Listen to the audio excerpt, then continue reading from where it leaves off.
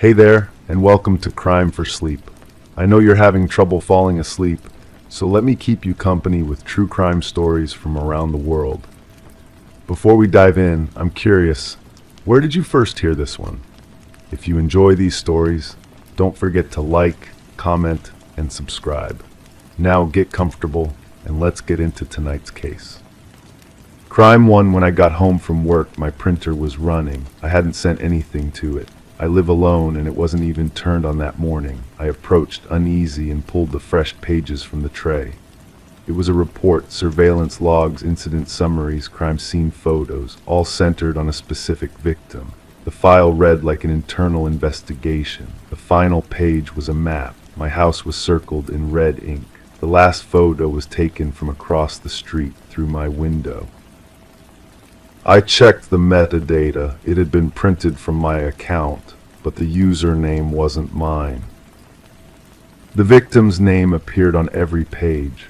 A woman in her 30s, professional looking, with kind eyes that seemed to stare back at me through the grainy photographs. The surveillance logs showed her daily routine, coffee shop visits, grocery runs, evening walks. Someone had been watching her for weeks. The level of detail was disturbing. What she wore, who she spoke to, even the brand of shampoo she bought. I sat at my kitchen table, spreading the pages across the surface. The paper felt cold between my fingers, and I noticed my hands were trembling slightly. The incident summaries were clinical, detached. They described her disappearance as if it were a routine case file, but there were inconsistencies. The dates didn't align. Some entries were made after she was reported missing, yet they contained information about her activities from those very days. The smell of fresh ink filled the room, sharp and chemical. I traced my finger along the margins of the documents, looking for any indication of their origin. The formatting was professional, the letterhead unfamiliar. At the bottom of each page there was a small notation, authorized personnel only. But I wasn't authorized personnel. I was just someone who came home to find these files materializing from my own printer. I turned to the crime scene photos. They were taken inside what appeared to be her apartment. Everything looked normal at first glance, a tidy living room, an unmade bed, a coffee cup still sitting on the counter. But as I studied them closer, I began to notice things that seemed wrong. The cup was positioned perfectly in the center of the counter, as if placed there deliberately. The bed was unmade, but the sheets were pulled back in a way that looked staged. Even the dust on the furniture seemed to follow unnatural patterns. The surveillance logs contained entries that made my stomach turn. Someone had been inside her home, documenting her personal belongings, her habits, her vulnerabilities. They knew which window she left cracked for air, which door she sometimes forgot to lock. They knew she talked to herself while cooking and that she fell asleep with the television on. The level of invasion was suffocating. I called the police. The officer who answered sounded tired, disinterested. When I explained what I'd found, there was a long pause. He asked me to repeat the victim's name. Another pause. Then he told me there was no record of anyone by that name being reported missing, no case file, no investigation. He suggested I might be the victim of a prank, though his tone suggested he didn't believe his own words. After hanging up, I sat in the growing darkness of my living room. I hadn't turned on the lights, and the documents seemed to glow in the dim light filtering through my windows. I thought about the photograph taken from across the street, the one showing my own house. Someone had been watching me the same way they'd been watching her. The realization crept over me like cold water. I went to my computer and checked my print history. The files were there, listed in my account, but the timestamps were wrong. According to the log, they'd been sent to print while I was at work, but from my home computer. I live alone. The only explanation was that someone had been in my house, using my equipment, accessing my accounts.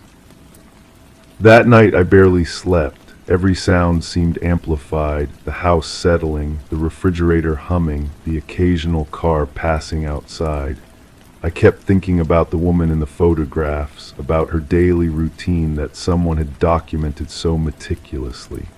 I wondered if she'd ever felt this same creeping sense of being watched, of being studied like a specimen. The next morning I found more pages in my printer. This time the documents were different. They were about me. My routine, my habits, my vulnerabilities, the same clinical language, the same detached tone. Someone had been compiling a file on me, documenting my life with the same precision they'd used for her. The final page was a photograph of me sleeping, taken from inside my bedroom. I checked the locks on my doors, the latches on my windows. Everything was secure, undisturbed, but someone had been inside. Someone was still watching. The files kept coming, night after night, each batch more detailed than the last. They knew things about me that I'd never told anyone, habits I didn't even realize I had. I started staying awake, monitoring my house, my computer, my printer. But the files appeared anyway, as if materializing from thin air. The woman from the first batch of documents began appearing in my files too. Photographs of us in the same locations, taken days apart. The coffee shop where I stopped each morning, the grocery store where I shopped, the park where I walked. We've been following the same patterns, living parallel lives under the same watchful eye. The investigation files began to merge our stories. The surveillance logs showed her disappearance and my daily activities in the same timeline. The crime scene photos included images of my apartment, taken from angles that suggested someone had been inside while I was away. The case summaries described both of us as subjects of interest, though for what purpose I couldn't determine. I tried to find her to verify her existence, to understand the connection between us. But every lead went nowhere. The addresses in the files led to empty lots. The phone numbers were disconnected. The people mentioned in the surveillance logs didn't exist. It was as if she was a ghost, a fabrication, a story told through carefully constructed documents. But the files kept coming, and with each new batch I began to question my own memories, my own reality. Had I been the one watching her? Had I been the one compiling these reports, documenting her life with obsessive precision? The handwriting in the margins looked familiar. The photographic angles suggested knowledge of both our routines that only someone living between our two worlds could possess. The printer runs every night now. I don't check the files anymore. I know what they contain, more evidence of a crime I'm not sure I committed, more proof of a victim I'm not certain exists. The woman with the kind eyes stares back at me from every page, and sometimes I wonder if she's staring at me from the mirror as well. The username on the files was never mine, but it wasn't anyone else's either. It was something in between, something that existed in the space between observer and observed, between investigator and investigated. The files were already printed before I arrived home that first day, but they were also being written as I read them, created by the very act of my discovery. I don't know who she was, I don't know who I am, but I know that somewhere in some other house, someone else is coming home to find their printer running, pulling fresh pages from the tray, reading about a victim they might recognize, wondering if they're the one being watched or the one doing the watching.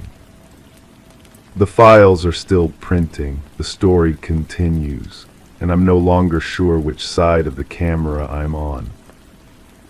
Crime 2, I needed a storage unit on short notice.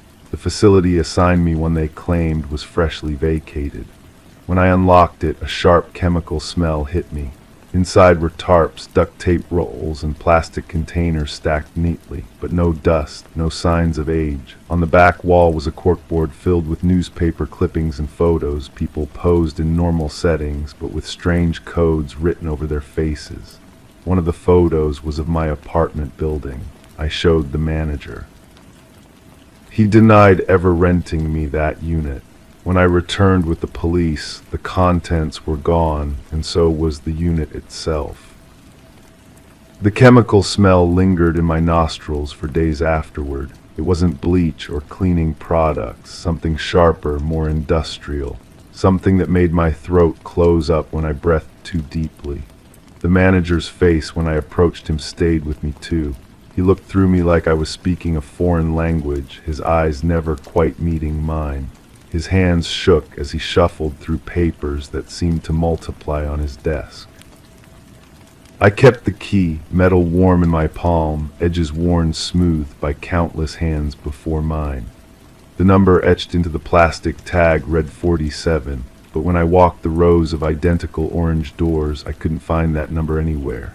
The facility stretched further than I remembered, corridors branching into corridors, fluorescent lights humming overhead like trapped insects. My footsteps echoed differently in some sections, as if the walls were hollow. The newspaper clippings haunted me most.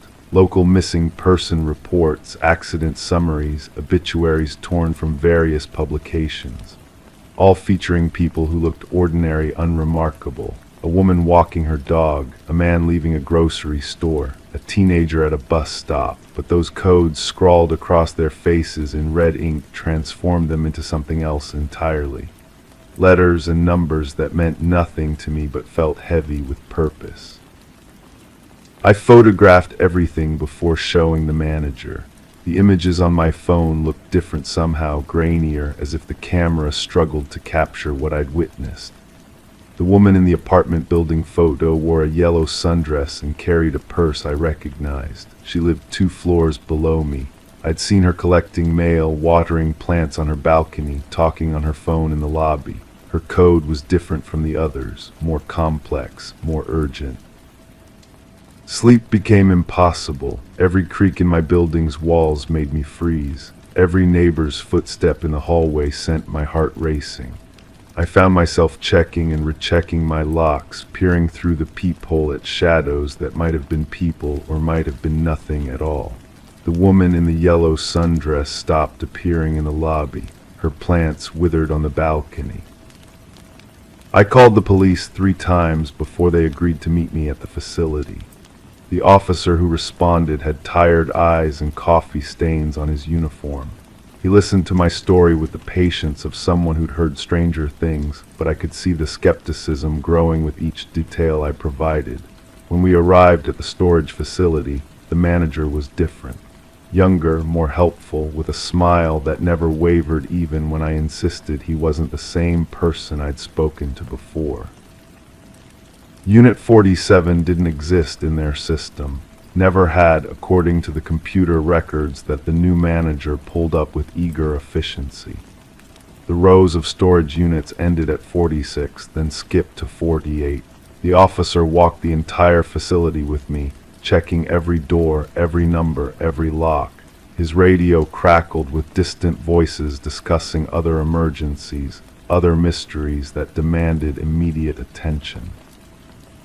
But I remembered the layout, the exact position of that door, 3 units down from the corner, directly across from a unit with a dented handle and rust stains shaped like teardrops. That space now held nothing but a blank wall painted the same industrial beige as the rest of the building. The concrete floor showed no signs of disturbance, no marks where a door might have been installed or removed. The photographs on my phone told a different story. They showed the unit clearly, the contents arranged with surgical precision, the corkboard covered in its grim collection. But when I tried to show them to the officer, the images appeared corrupted.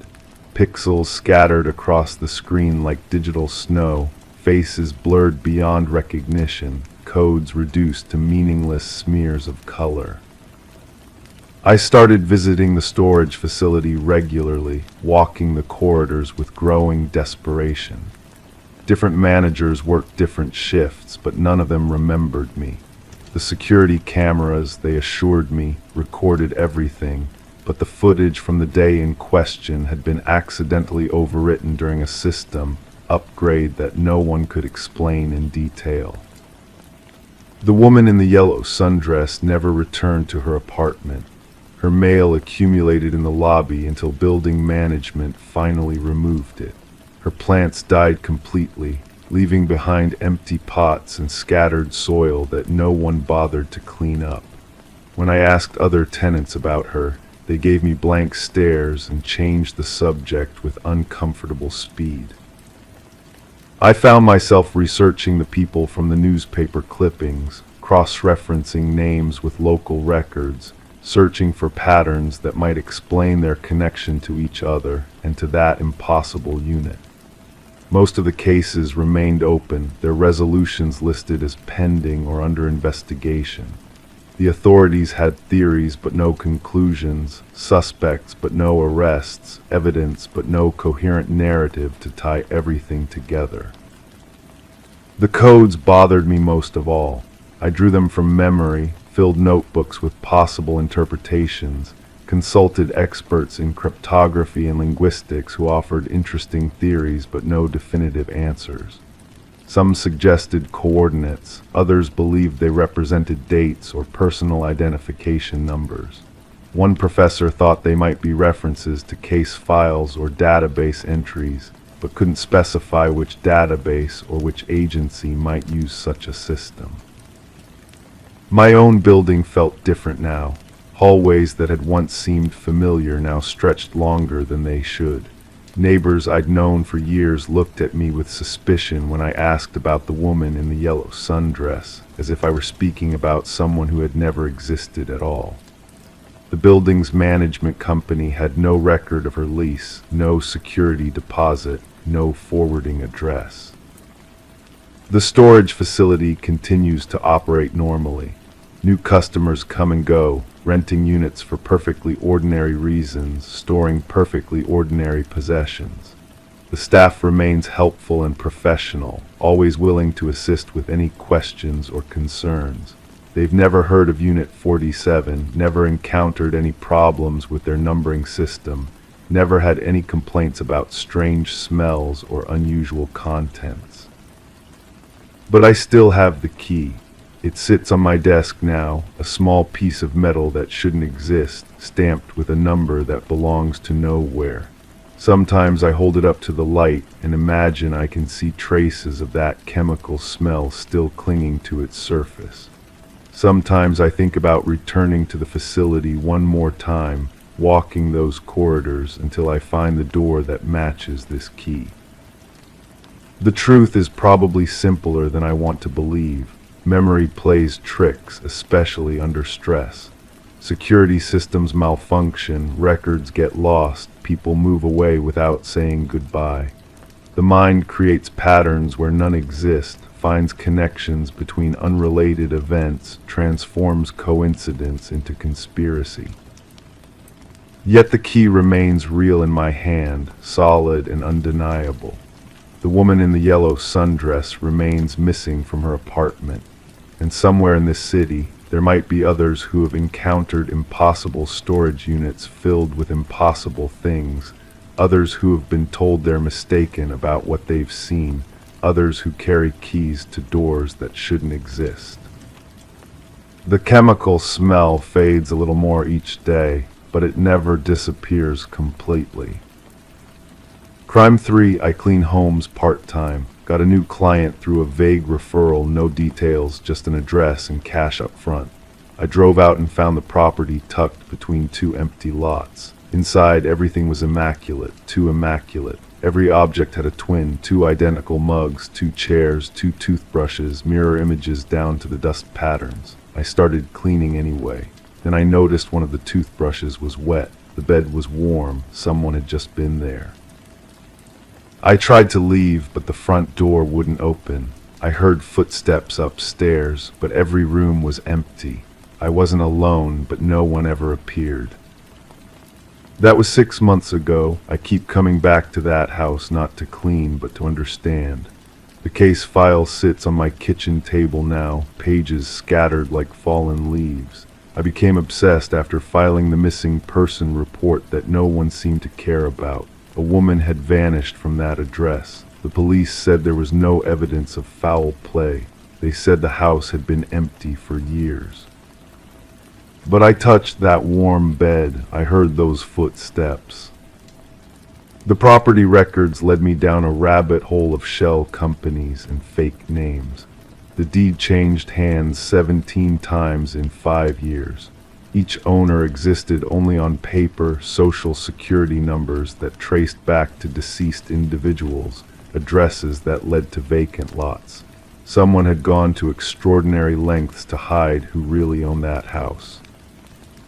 I started visiting the neighbors, what few there were in that isolated stretch of suburban wasteland.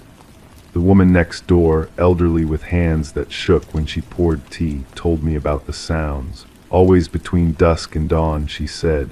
Cars pulling into the driveway, doors slamming, muffled conversations. But when she looked out her window, nothing, just an empty house with all the lights off. The mailman remembered delivering packages there. Heavy boxes, always addressed to different names. He'd leave them on the porch and they'd be gone within hours. When I asked him to describe the recipients, his face went blank. He couldn't remember ever seeing anyone collect the mail. I found the real estate agent who'd supposedly shown the house to renters over the years.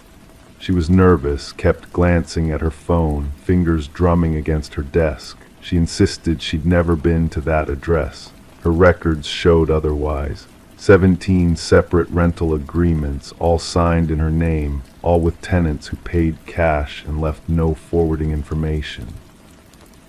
When I pressed her about the duplicate items, her skin went pale. She'd noticed it too, she admitted. Every staged house had twin objects, but this one was different. The duplicates weren't for show, they were lived in. Both beds slept in, both toothbrushes used, both coffee mugs stained with the same shade of lipstick. The breakthrough came from an unexpected source. A therapist's office across town had been burglarized 6 months before I first entered that house. Only one thing was stolen: patient files for individuals undergoing identity dissociation therapy. The police report mentioned 43 files missing, all patients who'd been working through severe trauma-induced personality disorders. I recognized one of the names from the property records. The therapist, bound by confidentiality even after the theft, could only hint at the truth. Her patients had been exploring something called mirror therapy, confronting their fractured selves by literally living as both versions of their identity. She'd recommended several had discontinued treatment prematurely, against medical advice. Some had become obsessed with the concept of dual existence. The house wasn't just empty, it was a stage. I returned one final time, bringing 2 identical keys I had made from impressions of the original. The front door opened easily this time. Inside, the duplicates had multiplied. 2 became 4, became 8. The entire house now existed in perfect multiples, as if someone had been practicing being more than one person.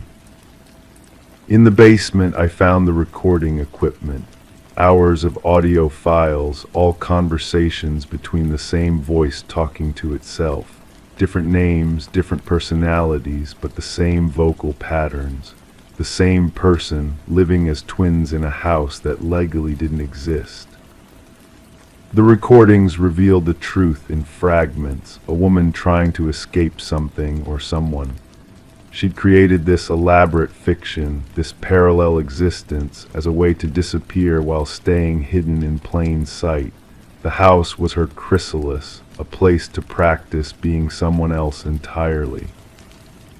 But the recordings grew increasingly disturbed. The 2 personalities began to conflict, to argue, to threaten each other. The final entry, dated the same day I'd first cleaned the house, was mostly silence punctuated by sobbing and the sound of someone packing in a hurry. I never found out what she was running from. The house was demolished 2 weeks after I filed my final report. The lot remains empty, overgrown with weeds that grow in strange patterns, 2 distinct types of vegetation, as if even the earth remembers the duality that once lived there.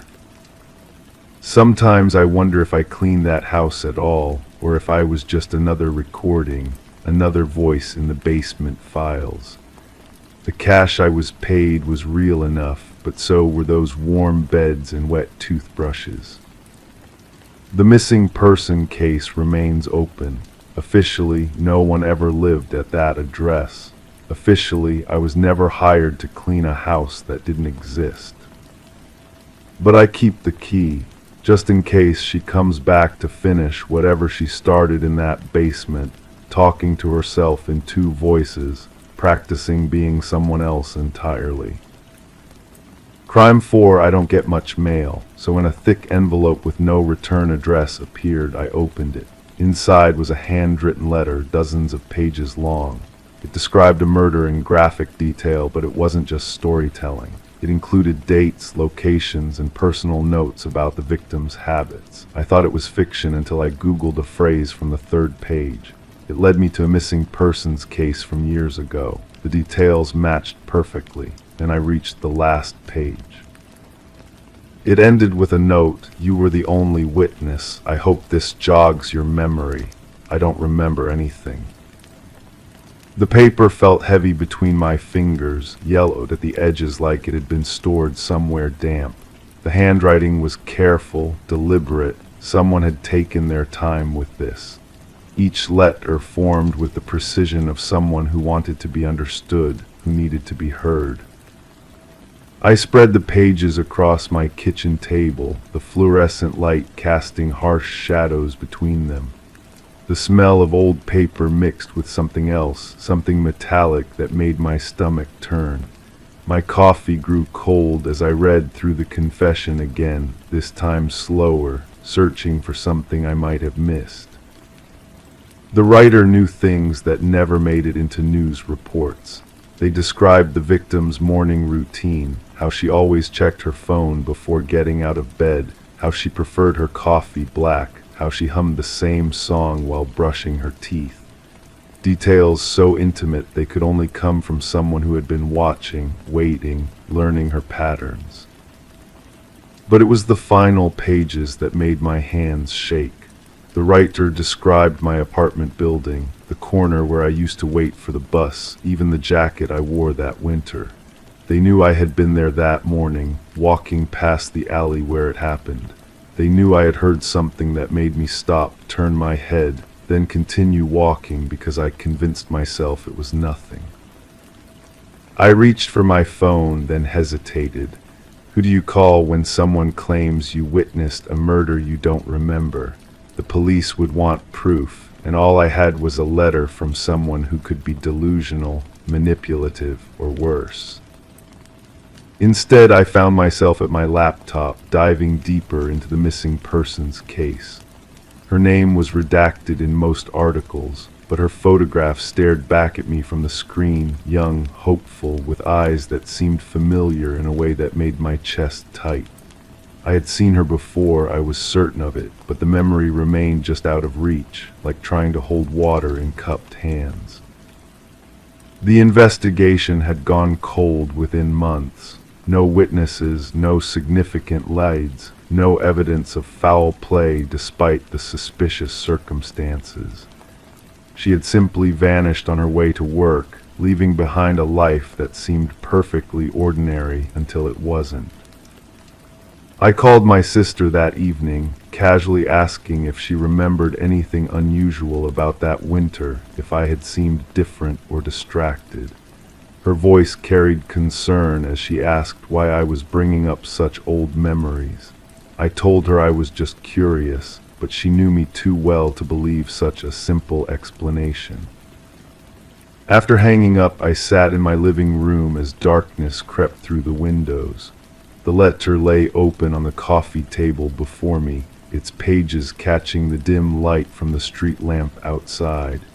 The writer had included a phone number at the bottom of the last page, written in the same careful script as the rest of the confession. My finger traced the digits, memorizing them without meaning to.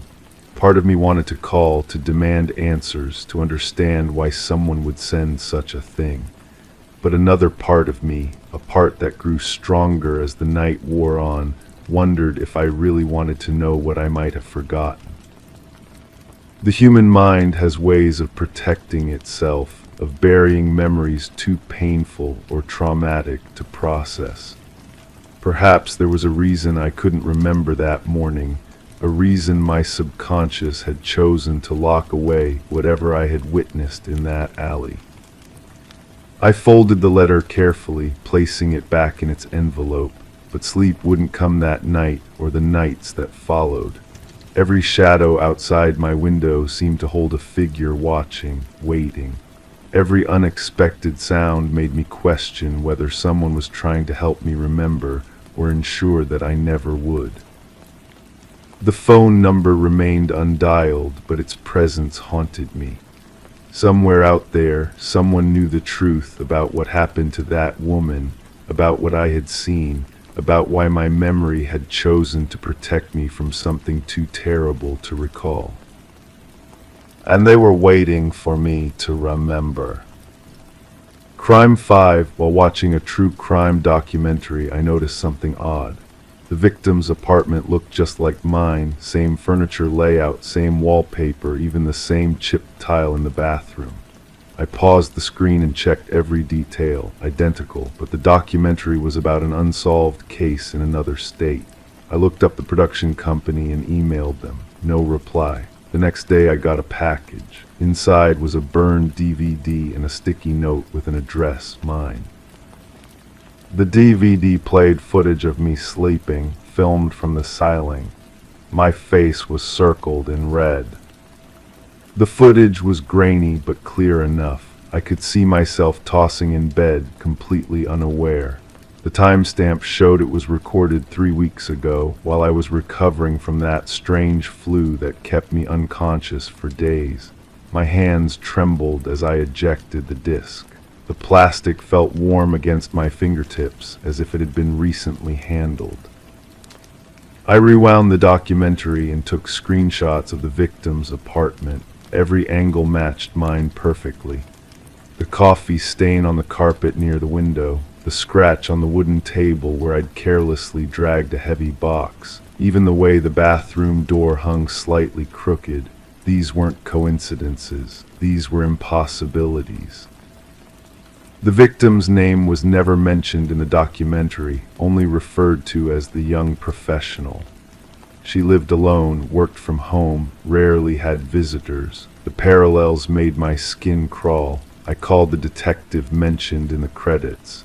He sounded tired when he answered, like he'd been expecting this call. "You're not the first person to contact me about similarities," he said. His voice carried the weight of someone who'd seen too much. "But you're the first to mention the exact apartment layout." I described everything, the furniture placement, the wallpaper pattern, the chipped tile. The silence on the other end stretched long enough that I wondered if he'd hung up. "Can you come down to the station? Bring that DVD." The detective's office smelled like stale coffee and old paper. He studied the disc with latex gloves, holding it up to the fluorescent light. His partner, a woman with sharp eyes, watched me intently as I repeated my story. "The production company went out of business last month," she said. "Suddenly, no forwarding address, no contact information. We've been trying to track them down since the documentary aired." They showed me the case file. The victim had disappeared on a Thursday. Her apartment was found exactly as shown in the documentary, undisturbed, no signs of struggle, no forced entry, just gone, like she'd simply evaporated. "What's strange," the detective continued, "is that 3 other people have called about apartment similarities. All different states, all with the same basic layout and furnishings. It's like someone was replicating the same living space over and over." The temperature in the room seemed to drop. I pulled my jacket tighter around my shoulders. Were they all living alone, working from home? The detectives exchanged glances. Yes, and they all reported feeling watched before they called us. I thought about the past few weeks, the feeling of being observed that I'd attributed to paranoia, the way my neighbors had started avoiding eye contact, the strange calls that hung up when I answered. They gave me their cards and advised me to stay vigilant. I drove home through empty streets, checking my rearview mirror constantly. My apartment building looked different somehow, more isolated than before. Inside, I examined every corner with new eyes. The furniture arrangement that I'd thought was my own design now felt staged, deliberate. I found myself questioning every purchasing decision I'd made. Had I really chosen this couch, or had someone influenced me? The wallpaper I'd loved now seemed oppressive, closing in around me. I searched through old emails and found correspondence with a furniture rental company I didn't remember contacting. The arrangements had been made months ago, around the time I'd moved in.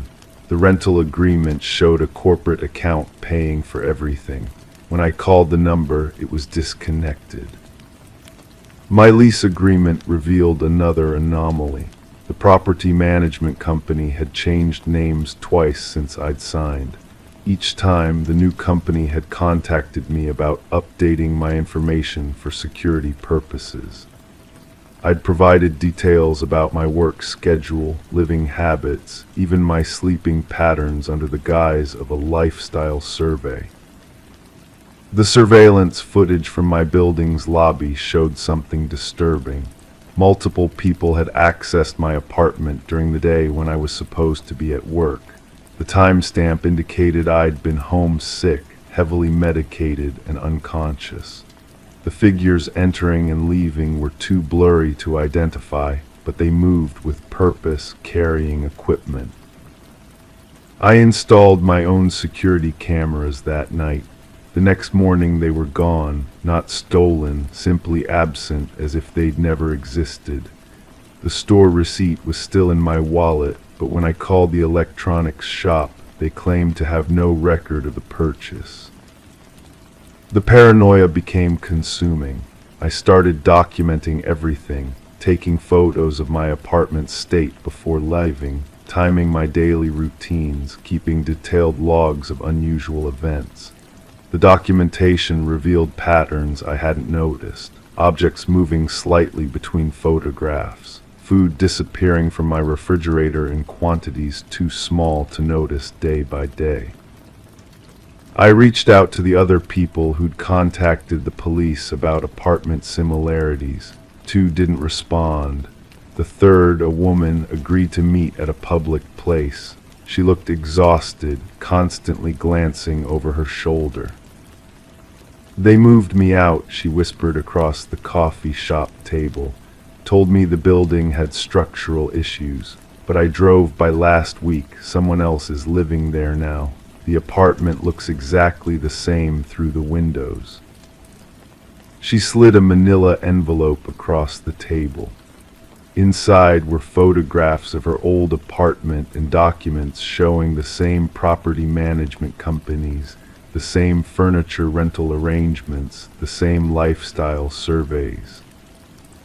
"I think we're part of something bigger," she said, "like an experiment or a rehearsal." Before I could ask what she meant, she stood abruptly and left. I never saw her again.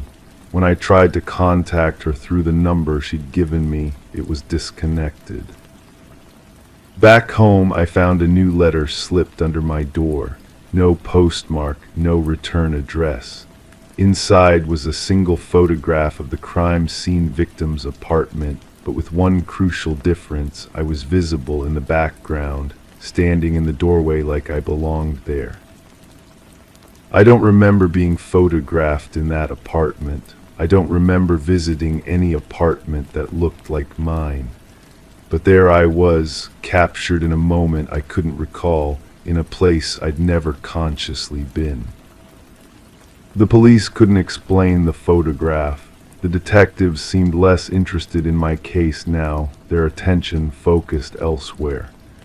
When I pressed them for updates, they became evasive, suggesting I might benefit from speaking with a counselor about stress and false memories.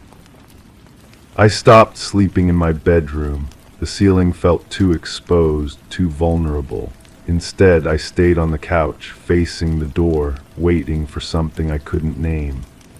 The silence in the apartment grew heavier each night, broken only by the settling sounds of a building that seemed to be watching me back. The documentary had been removed from all streaming platforms. The production company's website disappeared overnight.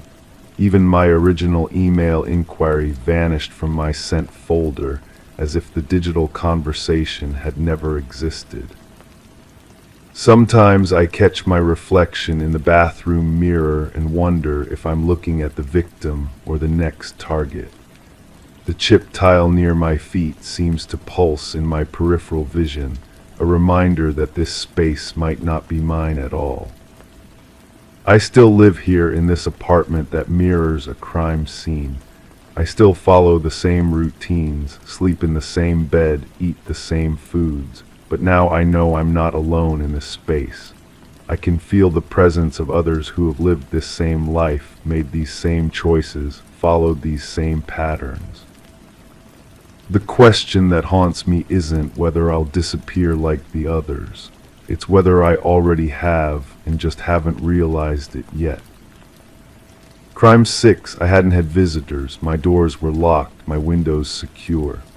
But that morning when I made my bed, I felt a hard shape under my pillow. It was a brass key, old and tarnished. Attached was a tag with an address I didn't recognize.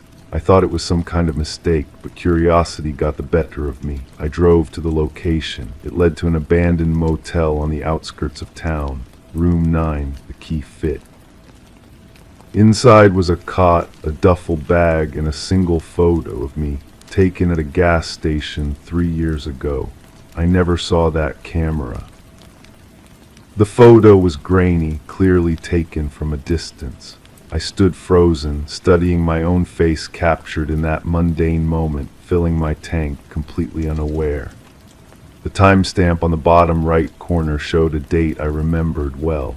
It was the day I'd driven across state lines to start fresh after the divorce. Nobody knew about that trip. I'd paid cash for everything, avoided my usual routes, yet someone had been watching. I set the photo down with trembling fingers and examined the duffel bag.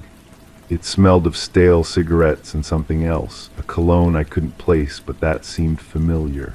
Inside were more photographs, dozens of them.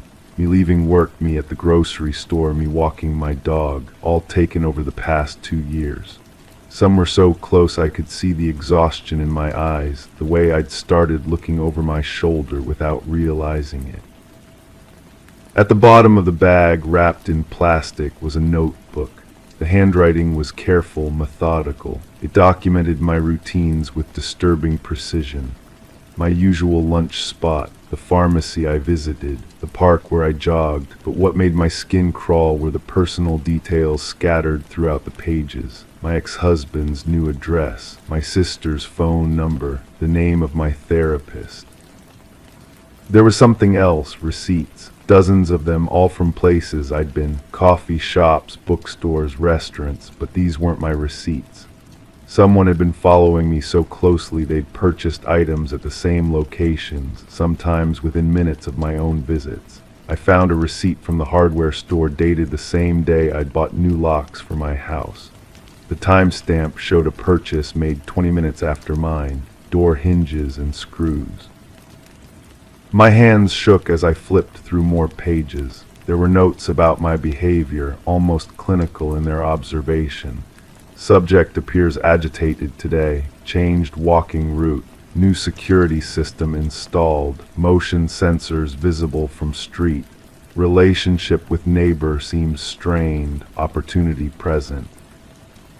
The word opportunity appeared frequently, always underlined. I found floor plans of my house sketched with surprising accuracy. They knew about the loose window in my bedroom, the broken latch on the back gate, even the spare key I kept under the flower pot. But that key had been moved last month. I'd hidden it somewhere new after feeling watched. Clearly, it hadn't mattered. Near the end of the notebook, the entries became more personal, more disturbing. Subject has nightmares, light stays on until dawn. Therapy appointments increased to twice weekly. Sister called, subject declined dinner invitation.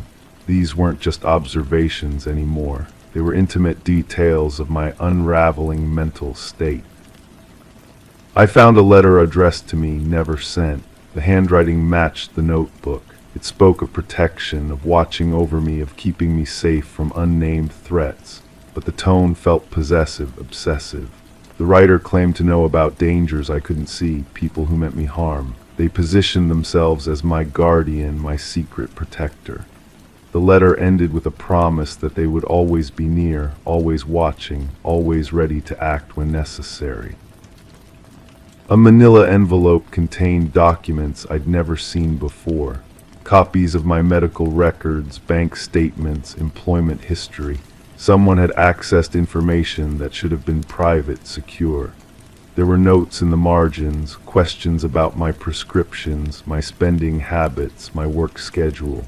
It felt like my entire life had been dissected by a stranger. I discovered recordings, small digital devices labeled with dates and locations. I played one from last month. It was my voice, a phone conversation with my sister about feeling unsafe, about considering moving away. The audio was crystal clear. They'd been close enough to record my private conversations. How many times had they been in my house while I slept? The final item in the bag was a map of the surrounding area. Red pins marked locations I recognized, my house, my office, my regular haunts. But there were other pins in places I'd never been. Remote locations outside town, abandoned buildings, construction sites. Each pin had a number written beside it. I couldn't decipher the system, but something about those unmarked locations filled me with dread. I sat on the motel bed, surrounded by evidence of a surveillance campaign that had lasted years. Someone had dedicated enormous time and resources to watching me, learning me, documenting my existence. But why? I wasn't important. I wasn't wealthy or famous. I lived a quiet, unremarkable life. What could anyone possibly want from me? Then I noticed something that made my blood freeze. In the corner of one photograph, barely visible, was a reflection in a store window. Not me, someone else. A figure in dark clothing, camera raised, but what terrified me wasn't the stalker. It was the person standing next to them, partially obscured but unmistakable. Someone I knew, someone I trusted, someone who had keys to my house. I grabbed everything and ran to my car. The drive home passed in a blur of paranoia and confusion. Every car seemed to be following me. Every face looked suspicious. By the time I reached my neighborhood, I was hyperventilating. I sat in my driveway, staring at my house, wondering who else might have keys, who else might know my secrets. Inside, I double-checked every lock, every window, but the damage was done. I knew now that privacy was an illusion. Someone had been intimate with my life for years, closer than family, more observant than friends. They knew things about me I didn't know about myself, and they were still out there, still watching, still waiting for the next opportunity. The worst part wasn't just being watched, it was realizing that my instincts had been right all along. The feeling of being followed, the sense that someone was in my house while I was away, the paranoia I'd been treating with therapy and medication, it had all been real. I wasn't losing my mind. Someone really had been there in the shadows, documenting my descent into fear. I never found out who left that key under my pillow.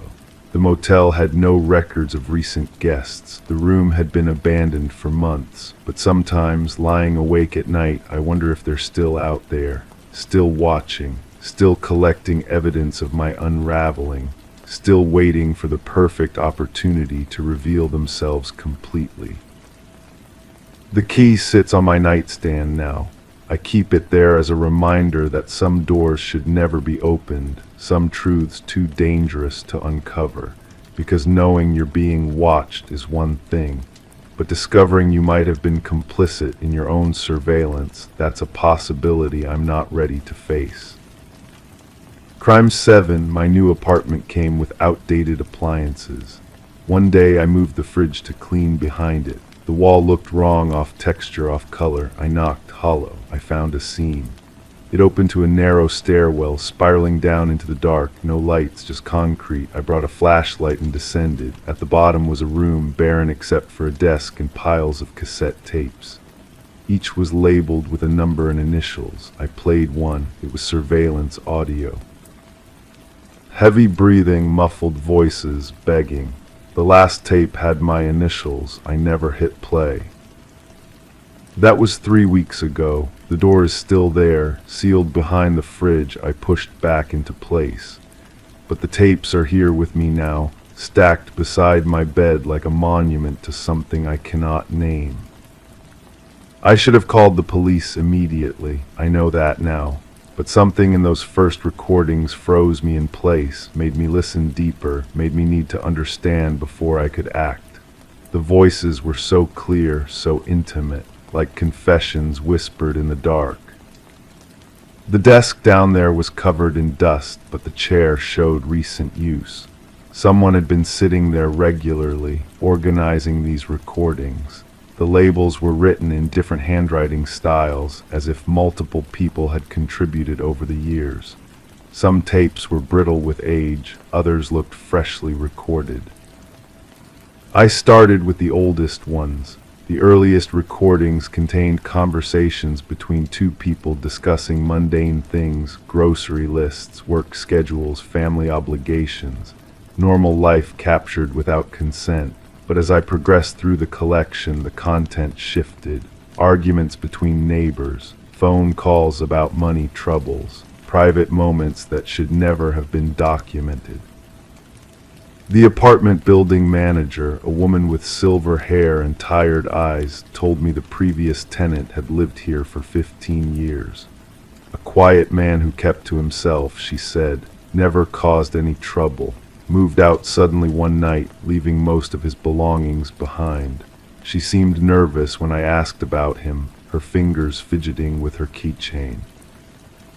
I found his lease agreement tucked inside the desk drawer. His signature was careful, deliberate, the same handwriting that appeared on the newer tape labels. But other signatures were there too, different people who had signed witness statements or property damage reports over the years. Their handwriting matched the older labels perfectly. Each tape revealed another layer of violation. Bedroom conversations, therapy sessions, children playing in hallways, their innocent voices preserved forever without their knowledge. The recordings spanned decades, suggesting this wasn't the work of one person but an entire system of surveillance that had been passed down or shared. I contacted the building's previous management company, claiming I needed information about utility installations. The woman on the phone was helpful until I mentioned the address. Then her voice changed, became guarded. She told me all records from that property had been sealed due to ongoing legal matters. When I pressed for details, she hung up. The local library had newspaper archives going back 30 years. I spent entire afternoons searching for any mention of the building, any hint of what might have happened here.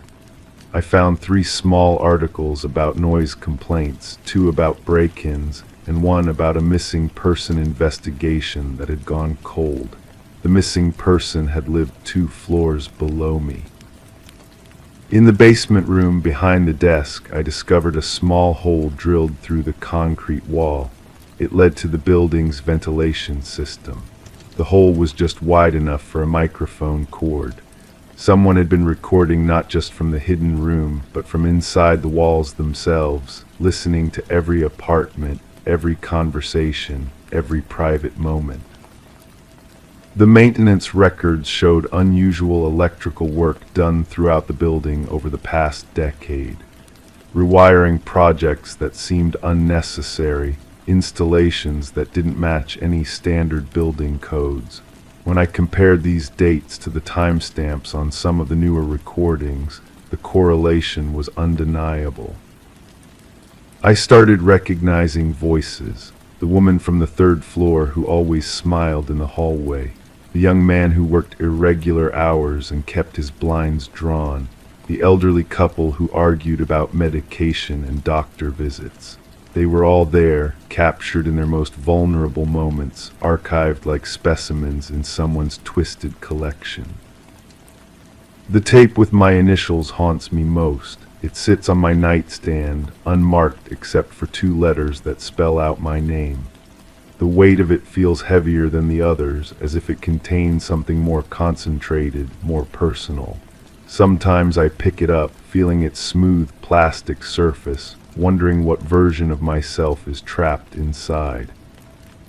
I've played portions of other tapes to verify their authenticity.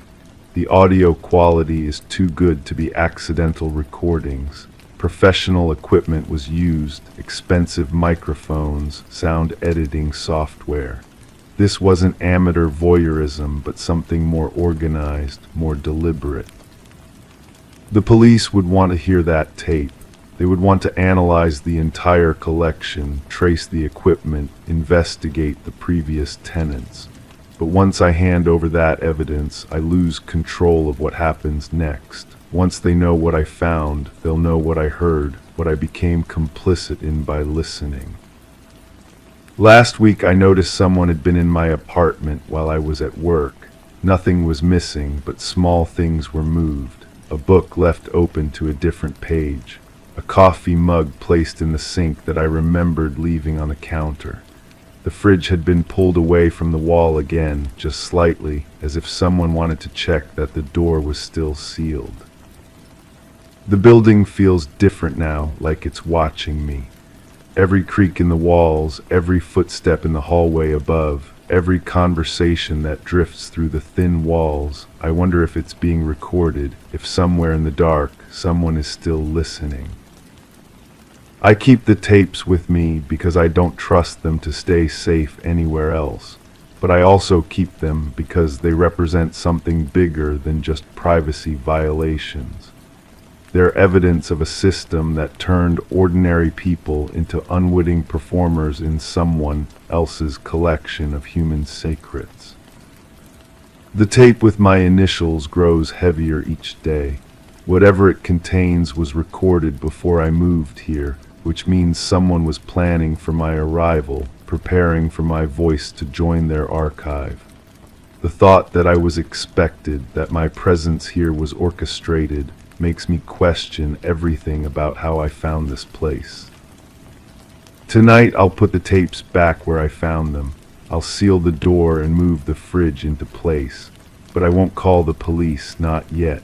Because I'm starting to suspect that the person who recorded all those voices, who violated all that trust, who turned this building into their personal surveillance system, might still be here. And they're still listening. Crime 8, I was walking downtown when I noticed a flyer stapled to a pole. Missing, it read, black and white photo of my face. It wasn't a look-alike, it was me down to the scar on my eyebrow. The details below were vague, but the poster claimed I disappeared after attending a specific event. When I never went to, I tore the flyer down, heart pounding. The next day it was posted again. This time there were more, on my mailbox, on my car. I tried to show someone, but by the time I returned, every flyer was gone, every trace erased, except the one taped to my mirror. The paper felt rough between my fingers, cheaper than standard printer stock. I held it up to the light, searching for watermarks or any identifying features. The photograph was definitely mine, but it had been altered. The background was different. In the original, I was standing in my kitchen, but here I appeared to be in what looked like a parking garage.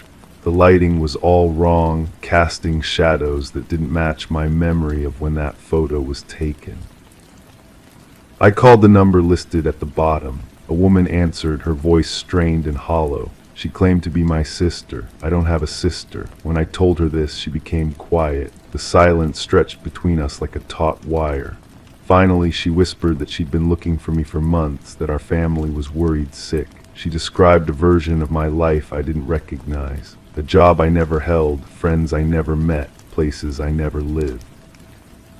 The conversation ended abruptly when she mentioned a birthmark on my shoulder.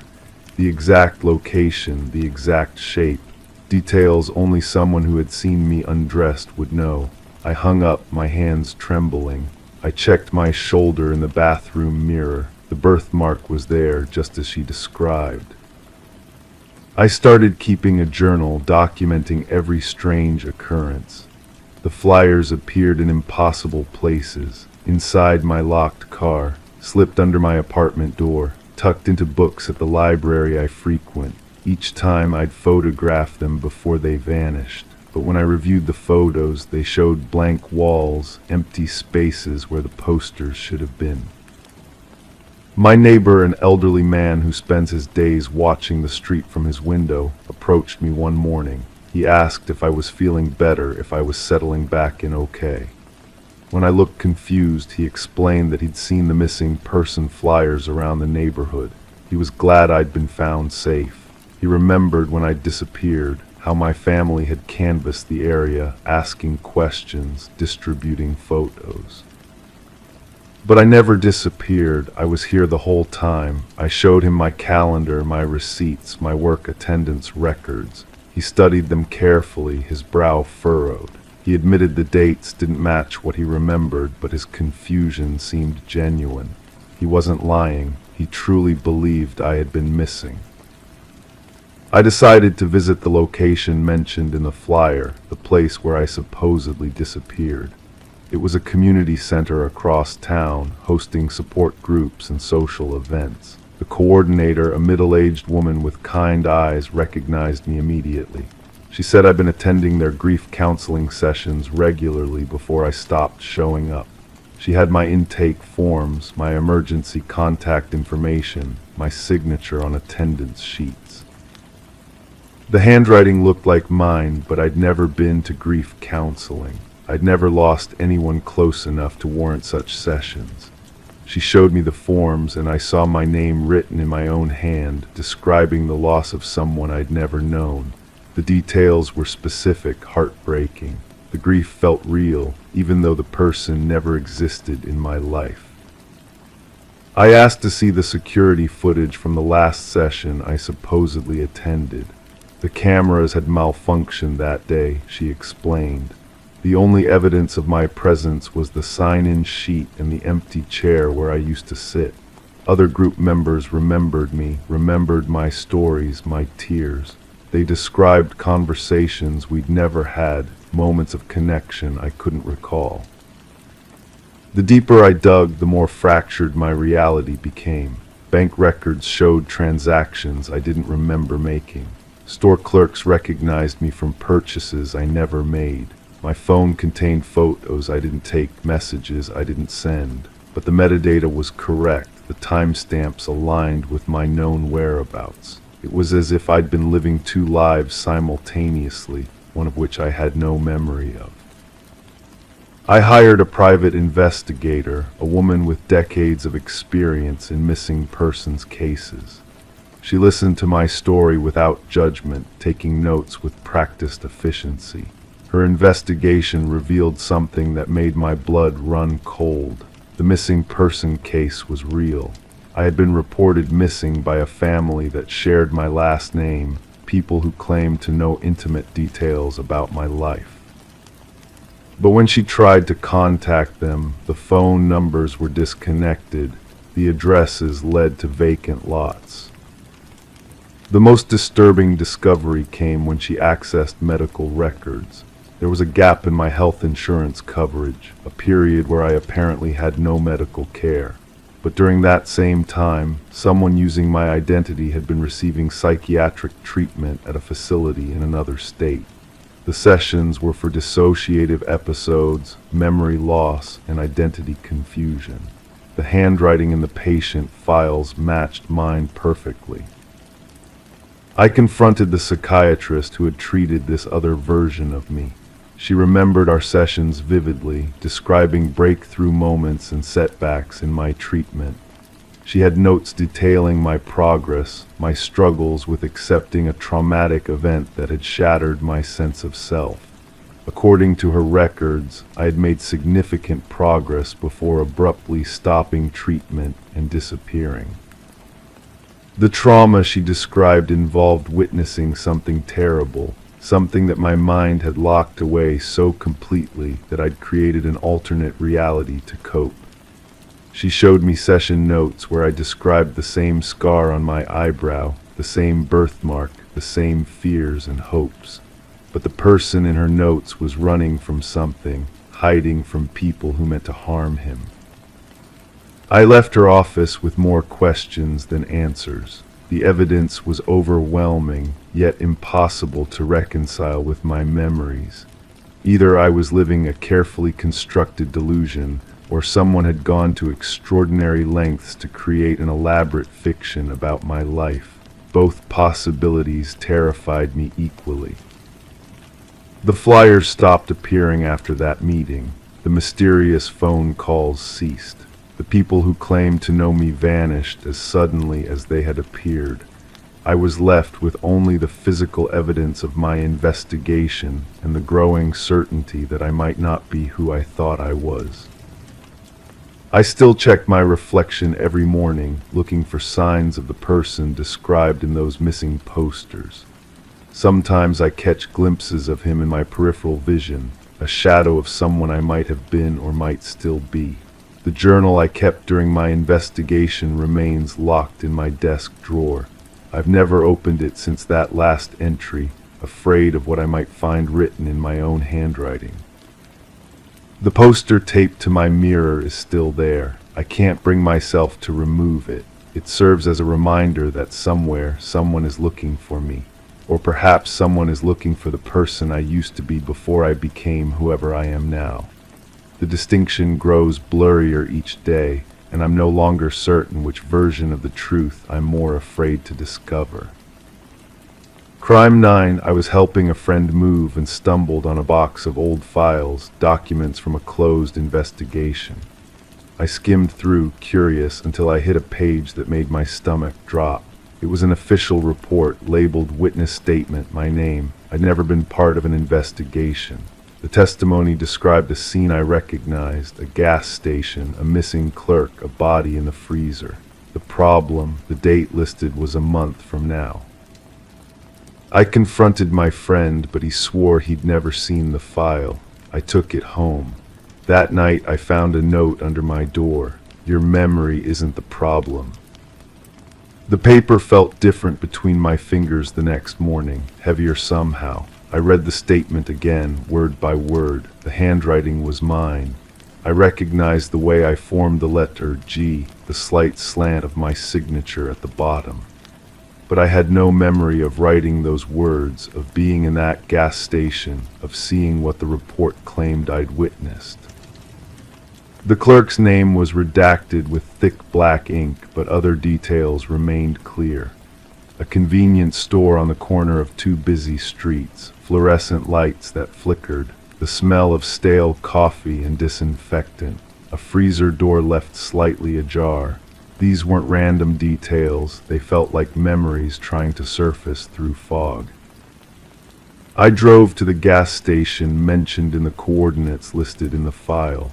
The building stood exactly as described, down to the cracked concrete and the faded paint on the walls. The same fluorescent lights buzzed overhead. The same smell hit me when I walked through the automatic doors. My hands began to shake as I approached the counter. The current clerk, a woman with tired eyes and graying hair, looked up from her magazine. I asked about the previous employee, the one who'd worked here before her. She studied my face for a long moment before speaking. She told me about him, how he'd simply stopped showing up for work. No explanation, no final paycheck collected, just gone. Her voice dropped to a whisper when she mentioned the freezer. how it had been making strange noises for weeks before he disappeared, how the repair technician had found it unplugged one morning, the lock broken from the inside, but when they opened it, they found nothing unusual, just spoiled food and condensation. I asked to see the freezer. She hesitated, then led me to the back room. The metal door stood closed, a new padlock securing it. She explained that the owner had installed it after the incident, said it was for safety reasons. The lock looked fresh, but the scratches around the handle were old, deep grooves that suggested someone had tried desperately to open it from within. That night I called the police station. The detective who answered recognized my name immediately. He said I'd been very helpful during the investigation, very cooperative. He thanked me again for coming forward. When I told him I didn't remember giving any statement, the line went quiet. He asked if I was feeling all right, if I'd been under stress lately. He suggested I might want to talk to someone professional. I hung up and returned to the file. Buried deeper in the stack, I found photographs, crime scene images showing the gas station exactly as I'd seen it that day. The freezer door ajar, dark stains on the concrete floor, and in one photo, barely visible in the background, a reflection in the security monitor, a figure standing near the freezer, watching. The reflection looked like me. I studied the image under a magnifying glass, searching for any detail that might prove it wasn't me. But the height matched, the build was right, even the jacket looked familiar. I went to my closet and found it hanging there, the same jacket, with a small tear near the left pocket that was visible in the photograph. The next morning I found another note. This time it was slipped under my windshield wiper. The handwriting was different, more careful, deliberate. It contained an address and a single word, remember. The address led to a small apartment building across town. The door was unlocked. Inside, the walls were covered with newspaper clippings, photographs, and documents, all related to the missing clerk.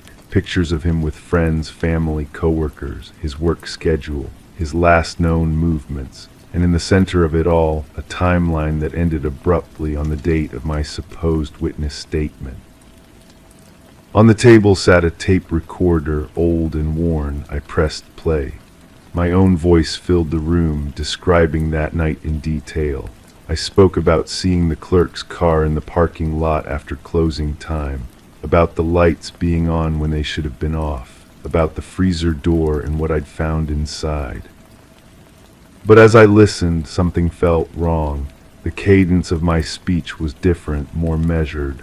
The words came too easily, as if I were reading from a script. And there were pauses, gaps where other voices had been edited out.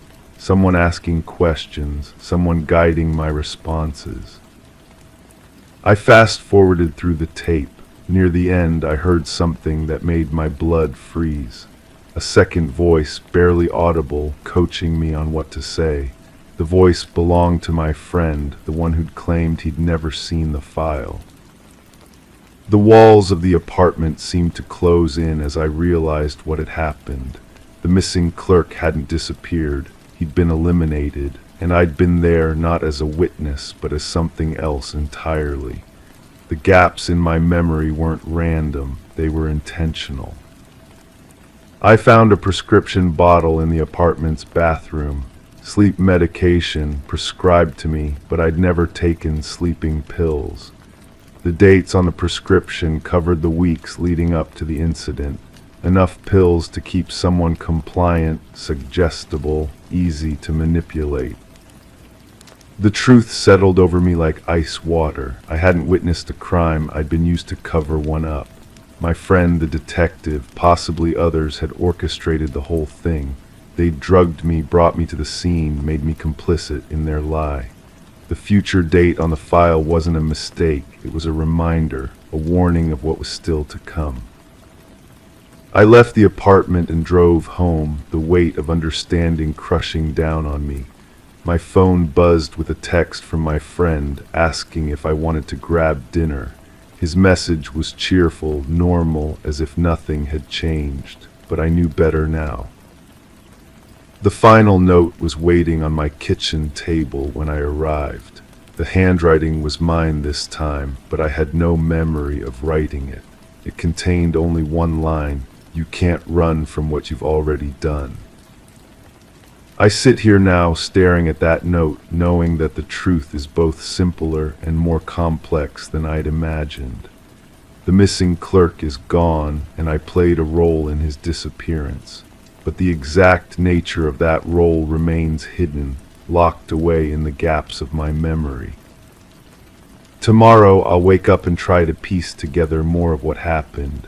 I'll search for more evidence, more clues, more answers. But deep down, I know that some truths are too dangerous to remember. Some memories are erased for a reason. The case file sits open on my desk, my name printed clearly on the witness statement. In 1 month, I'll be there again at that gas station, playing my part in a story that's already been written. The only question is whether I'll be a witness or something else entirely. The fluorescent lights in my kitchen flicker overhead, casting shadows that move when they shouldn't. And somewhere in the distance, I can hear the hum of a freezer door, slightly ajar, waiting for me to return. Story 10. The town never spoke of the house on the edge of the woods. It stood solitary, its windows darkened, porch weighed down by time. No one laid claim to it. No memory existed of its builder. But when a band of trekkers strayed too near, they beheld an oddity names etched into the wooden walls, carved deep like omens. At the base of the list, fresh and untouched, lay a name unfamiliar to all, until a whisper broke the stillness: "That name is mine." The call arrived under the veil of night. Dispatch logged it as a routine trespassing incident. The voice belonged to Mason Wright, the leader among the hikers who stumbled upon his name etched into the forsaken dwelling. Responding officers anticipated mere mischief, perhaps a jest among companions. Yet, what awaited them defied rationale. Detective Sarah Keller reached the scene as twilight descended upon the forest. Her flashlight pierced the darkness, revealing the worn face of the structure. The names 27 in all ran vertically down the eastern wall. Some had faded with age, nearly indistinguishable against the weathered wood. Others remained crisp, as if freshly carved. And at the end, Mason Wright, the incision still redolent of sawdust. "I've never set foot here before," Mason asserted, his breath materializing in the cold air. "I cannot fathom how my name came to be known." The inquiry commenced with checks on each listed name. The findings sent shivers through the detective team. Every name corresponded to a missing person from the past 4 decades. Some cases had grown cold, others remained active. Yet all shared a chilling detail: the individuals had vanished while hiking alone. Forensic experts photographed each inscription, documenting the depths, techniques, and weathering. The oldest name, Rebecca Hansen, aligned with a missing persons case from 37 years prior. The records recounted a young woman who ventured into those woods, never to return. Search parties uncovered naught but a lone hiking boot by a stream. Detective Keller extensively interviewed Mason. His account remained unwavering. He bore no ties to the area beyond that hiking excursion with 4 college friends. Their trail was chosen at random, guided by an online suggestion. Nothing in his background linked him to the other names on the wall. Attention turned to Mason's companions. Emily Chen, the group's photographer, provided images captured during their hike. Upon scrutiny, analysts discerned a disquieting presence, a blurred figure lurking in the background of 3 photos. A tall, slender silhouette, always obscured by foliage. "We encountered no one else on our path," Emily insisted. "We would have remembered." Detective Keller ordered a search of the house's interior. The structure seemed forsaken, dust blanketed every surface, furniture in disarray. Yet in the basement, a haunting revelation awaited. Personal effects of the missing hikers lay arranged on shelves: watches, backpacks, cameras, wallets, each labeled with a name from the exterior wall. Technicians meticulously cataloged every item. Beneath ultraviolet light, aged bloodstains emerged on the floor, signs of attempts at cleansing. Ground-penetrating radar unveiled no buried remains, yet cadaver dogs signaled near the densest part of the forest behind the house. As the probe deepened, Detective Keller observed peculiar behavior in Mason Wright. He reported eerie incidents, whispers outside his home, fresh footprints leading to his door but not away, shadowy figures observing from the street. An officer was assigned for his protection, yet Mason's paranoia escalated. A breakthrough arrived with the unearthing of land records from county archives. The house belonged to a recluse named Victor Blackwood, a hunter who vanished without a trace 15 years prior. Detective Keller secured a warrant to explore deeper into the woods. A team uncovered crude blinds strategically positioned along popular trails. Within one, a journal was found, chronicling meticulous observations, hiker descriptions, routes, equipment. The notes escalated from animal hunting techniques to humans as prey.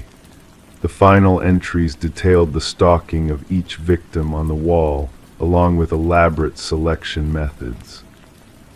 A manhunt for Blackwood unfolded across jurisdictions. Helicopters scoured the forest with thermal imaging. Tactical units combed caves and ravines, yet the suspect remained elusive. Mason Wright ceased communication. Officers arriving at his residence found it vacant, with a chilling message freshly carved on his bedroom wall: "The hunter becomes the hunted." The search for Mason extended for weeks without success. During a revisit to Blackwood's house, technicians made a ghastly discovery behind a concealed wall in the basement: a workshop with woodworking tools, preservatives, and a newly carved piece of wood bearing a name yet unmounted.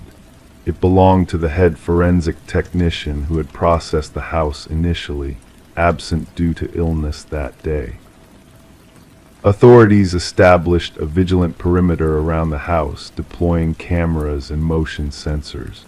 3 nights later, sensors triggered an alert. Surveillance footage captured a figure emerging from the forest, impossibly tall, unnaturally thin. As tactical teams closed in, the cameras briefly lost signal. Upon restoration, the figure had vanished. The house remains under constant watch. Mason Wright and the forensic technician were never located. The investigation persists, with renewed efforts as similar disappearances are reported in wooded regions. The names on the wall have become a haunting legend among law enforcement. Some officers shun mention of them. Others steer clear of the case entirely. Local hikers steer clear of the house, fearful that discussing it may add their names to that dreadful list, the names unspoken. Story 11. She desired to redecorate the nursery before the new baby's arrival. The walls wore a faded blue hue, bearing the weight of untold tales within their layers. With each stroke of white paint, a secret emerged from beneath faint letters at first, then growing clearer and sharper. A message hidden beneath the surface. "Don't let it hear you," her breath hitched. Stepping back, she noticed something peculiar: tiny handprints in the fresh paint, too high for a child to reach. This discovery in the nursery of the Morgan house marked the genesis of what would later be known as the Whispering House case. The young couple had bought the Victorian-style home for a suspiciously low price, unaware of its dark past. Detective Sarah Klein arrived, notebook in hand, and pressed the doorbell. A woman, her pregnant belly prominent beneath paint-stained overalls, answered. Dark circles shadowed her eyes, evidence of sleepless nights. The detective observed the woman's trembling hands as she recounted finding the message and handprints. The previous owners fled suddenly, the woman explained. Neighbors said they left in the dead of night, no moving truck, just essentials packed in their car. Walking through the historic residence, Detective Klein's steps echoed on aged floorboards. In the nursery, she scrutinized the half-painted wall, the message still visible where the painting had abruptly halted. Beside it, 5 small handprints imprinted in the wet paint at adult shoulder height. At the precinct, Detective Klein delved into the property's records. The house had changed owners 8 times in 3 decades, an unusually high turnover rate. Each family stayed less than 2 years. More unsettling were the child welfare reports linked to 3 of those families. Children spoke of whispers from the walls and feeling watched as they slept.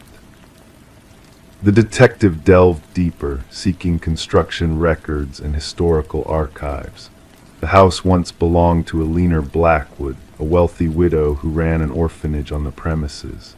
Newspaper clippings mentioned 5 children who vanished from her care, believed to have run away. Upon Alina's death, workers renovating the house uncovered a sealed room behind the nursery wall. Inside lay children's belongings, tiny shoes, toys, and clothing, but no bodies. The mystery remained unsolved, hidden away in dusty records. Interviewing former residents, Detective Klein pieced together a chilling narrative. Families with children reported strange incidents, toys moved overnight, laughter in empty halls, and crayon drawings appearing on walls. Most dismissed these as imagination until the ominous message surfaced. The handwriting was consistent: don't let them find you, don't make a sound, don't let it hear you, always uncovered during nursery repaintings. A forensic linguist matched the writing to Alina Blackwood's journals. The identical handprints, despite different children over the years, added to the enigma. The investigation took a dark turn when the detective obtained permission for ground-penetrating radar in the basement. Anomalies in the readings led to a startling discovery: 5 child-sized shapes beneath the concrete floor. Breaking through, workers unearthed a grim truth: 5 sets of remains arranged in a circle. Forensics revealed the children perished during Alina's tenure. Each child wore a pendant engraved with their name, the 5 missing orphans. Luminol revealed handprints all over the nursery walls, invisible to the naked eye, glowing in the darkness. Alina's journals unveiled her twisted beliefs, viewing orphaned children as sources of spiritual energy. The children had left warnings, hoping future occupants would learn the truth. The case concluded with a proper burial for the victims, their names finally recognized as murder victims. The house remained vacant, the pregnant couple refusing to return. Detective Klein closed the case, documenting luminol-lit handprints and the hidden message. Though justice prevailed, an inexplicable presence lingered in the house, reaching out through time and paint layers. The nursery walls were demolished, yet workers claimed to hear children's whispers amidst the debris. The house was condemned, a cold case sealed in a cabinet closure on the outside, unanswered questions within. A haunting photograph remained, a reminder that some crimes leave indelible marks beyond the reach of fresh paint. Story 12. They stumbled upon it in the attic, concealed beneath a worn-out blanket. A porcelain doll, fragile and aged, with its wide blue eyes painted on, gazing unblinkingly. It was unfamiliar to both of them. Initially, they dismissed it as just another forgotten relic of the past. Yet as they settled in for the night, a peculiar unease settled upon them. The air grew dense, the silence lingering. And when morning arrived, the doll was no longer in the attic. It now sat solemnly at the foot of their bed. Sarah and Michael, a young couple, had acquired the Victorian house through an auction, captivated by its intricate woodwork and enigmatic allure, despite whispers of a troubled history. Little did they know they were about to become entwined in that very history. Detective Rachel Winters received the call on a crisp autumn morning.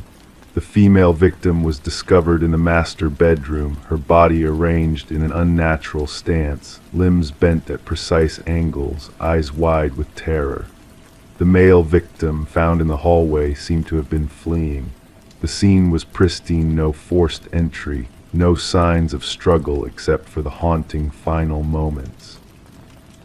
Delicately, Detective Winters observed, "The positioning is deliberate," as she murmured into her recorder, while crime scene photographers meticulously documented every detail. The female victim appears posed, akin to a doll taken from its display case. The investigation commenced with in-depth interviews of neighbors. An elderly lady recalled glimpsing a shadow moving behind an upstairs window during the couple's work hours. Another neighbor mentioned nocturnal laughter resembling that of a child emanating from the empty house. Each account added a layer of disquiet to the mounting mystery. Forensic analysis unearthed minuscule fibers throughout the house, vintage cotton and silk, akin to materials adorning antique doll clothing. These fibers were most concentrated around the victims' bodies and the attic. More disconcerting was the absence of any foreign fingerprints, DNA, or footprints, a puzzling absence of a physical presence. As the investigation delved into the property's past, a troubling pattern emerged. Records outlined 3 prior owners who had met mysterious demises over 6 decades, each case shrouded in enigmatic inconsistencies. One family reported finding antique toys in freshly cleaned rooms, while another documented phantom footsteps in an empty house. A newspaper clipping from long ago caught Detective Winters' attention. It detailed a famed doll maker who had resided in the house with his deceased daughter, the circumstances of whose passing were suspicious. Before his own demise, the doll maker had crafted one final doll, a perfect likeness of his daughter. Strangely, this doll was absent from the inventory list when Sarah and Michael purchased the house. Further investigation uncovered a peculiar link among the victims. They had all made alterations to the attic space.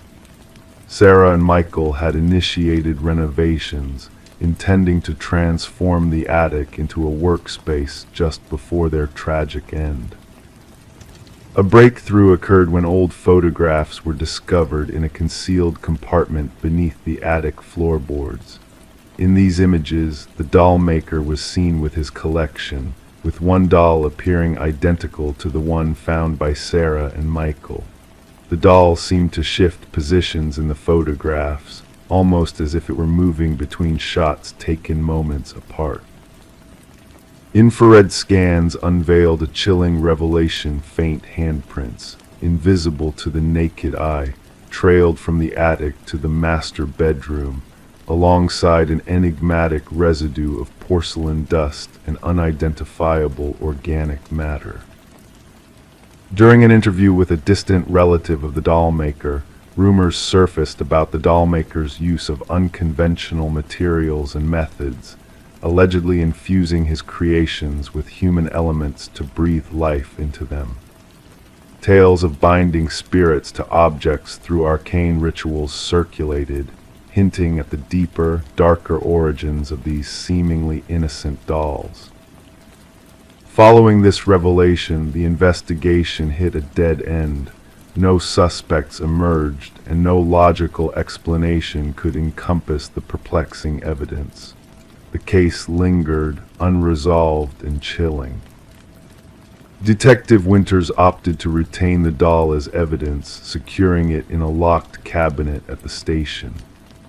However, the following morning, the doll had vanished from the cabinet, and the detective herself was discovered disoriented, with no recollection of the night before, amidst a room where security cameras had captured nothing but static. Subsequently, the house was auctioned off again, its grim past overshadowing its architectural grandeur, and the new owners found the attic bare save for a neatly folded, tattered blanket. The doll remained elusive, and the tragic demise of Sarah and Michael joined the roster of unsolved cases referenced only in hushed tones within the precinct. Rumors persisted of glimpses of the doll in evidence storage, though inventory checks never corroborated its presence. Detective Winters chose an early retirement, citing personal reasons. On her final day, she safeguarded a photograph of the doll maker and his creations in an envelope labeled "Never Open," sealing away the chilling memories. The new owners reported no disturbances, opting to leave the attic undisturbed. Yet on serene nights, whispers circulated of shadows flitting behind attic windows and the faint laughter of a child echoing through the stillness. Story 13, the mysterious package arrived without a trace of its origin. No return label to hint at its journey, no tracking number to reveal its path. A simple cardboard box, slightly damp from the morning dew, found its way to Sarah Miller's doorstep. The address was correct, but the name was wrong. It wasn't meant for her. She hesitated, knowing she should have ignored it, left it untouched where it lay. Yet the pull of curiosity was too strong to resist. With a sense of unease lingering in the air, Sarah decided to unravel the secrets hidden within. As she peeled back the tape sealing the box, her expectations were of mundane contents, perhaps books, clothes, something innocuous. But what she found inside was far from ordinary. Nestled within the cardboard confines was a VHS tape, accompanied by a solitary sticky note bearing just 2 words, "Watch alone." The weight of the black plastic cassette felt strangely heavy in her hands, as if carrying the burden of forbidden knowledge. Sarah's fingers traced the worn edges, feeling the grooves and imperfections etched into the plastic. The handwritten note on the sticky pad bore traces of urgency, the ink pressed forcefully onto the paper, as if the sender had a message too crucial to be ignored. Outside, the suburban neighborhood carried on with its usual rhythms, the distant barking of a dog, the laughter of children playing, the gentle hum of a lawnmower slicing through the morning tranquility. Unaware of the enigma that had just entered Sarah's life, the world continued its steady course. Bringing the package inside, she placed it on her kitchen counter, uncertainty gnawing at her thoughts. The name on the box, Daniel Whitaker, held no significance to her. In her 4 years of residence, she had never encountered a mention of that name. The previous occupants, the Johnsons, had long departed, leaving behind a legacy that seemed to have no connection to the mysterious package now before her. The tug-of-war between curiosity and trepidation intensified as Sarah's gaze fell upon her dusty VCR, a relic of bygone days kept more for sentimental reasons than practical use. There was something about the tape that beckoned to her, a puzzle veiled in worn black plastic. Suppressing her better judgment, she inserted the tape into the machine, the screen crackling to life with static before sharpening into focus. A dimly lit room materialized on the screen, illuminated by a single lamp casting elongated shadows. The camera angle was askew, as if hastily positioned, capturing a man seated in a wooden chair, his features initially shrouded in darkness. "My name is Daniel Whitaker," his voice, soft yet resolute, filled the room. "If you're watching this, someone has found you, and that means they'll find me too." Leaning closer to the camera, his weary countenance came into view, eyes etched with exhaustion, stubble lining his jaw, hair unkempt.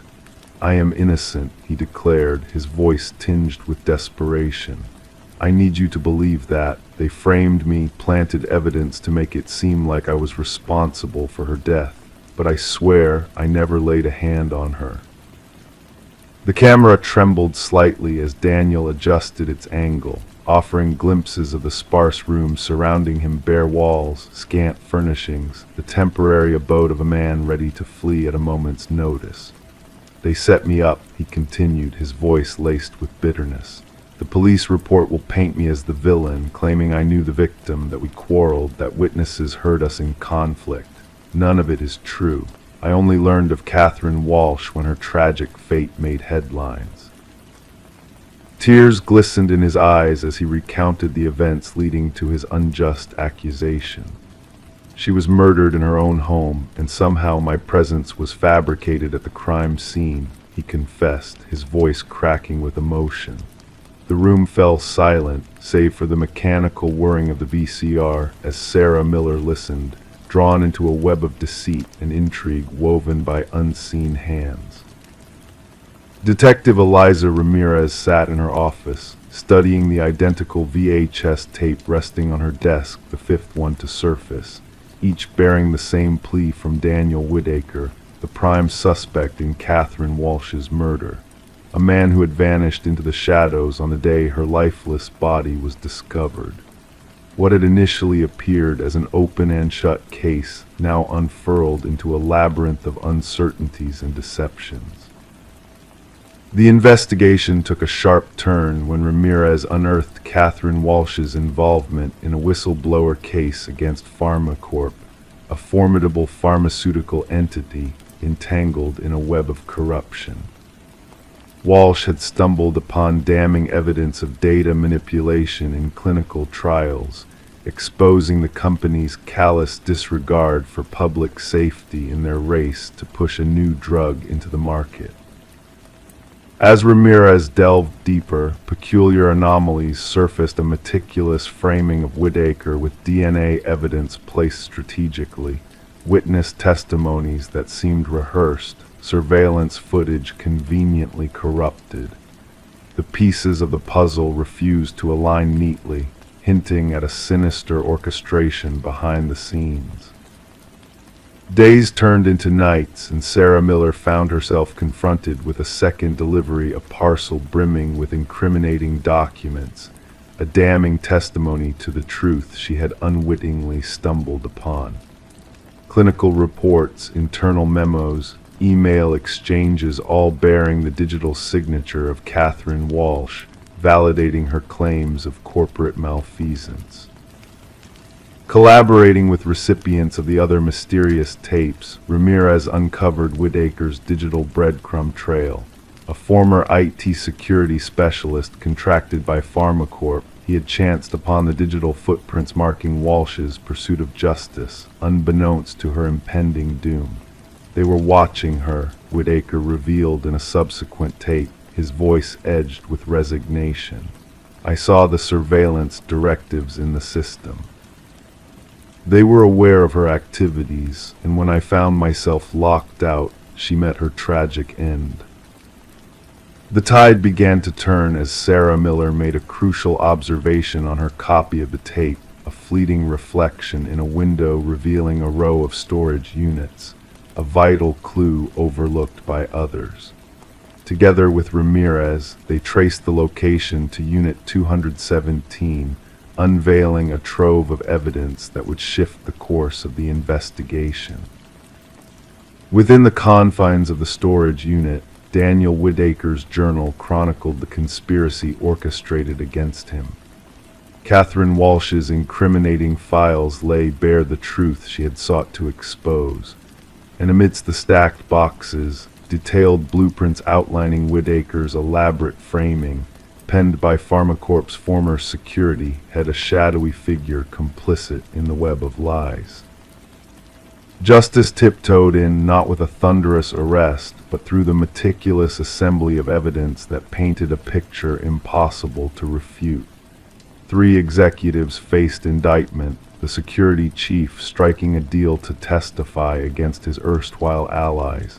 The tainted drug was yanked from consideration, its dangers averted by the exposure of corporate deception. Emerging from the shadows, Daniel Whitaker bore the scars of his wrongful accusation, a specter of the system's failings. Charges dropped, innocence proven, yet forever marked by the ordeal. Sarah Miller crossed paths with him once more, their meeting a silent acknowledgement of the intertwined fates that had led them here. "Why me?" she inquired, her voice a whisper carried by the breeze. "Why send it to my doorstep?" Daniel met her gaze, weariness etched into his features. "The algorithm chose you," he murmured. I needed individuals untouched by the conspiracy, uncorrupted by the false narratives, people who could discern truth from fiction when the world branded me a criminal.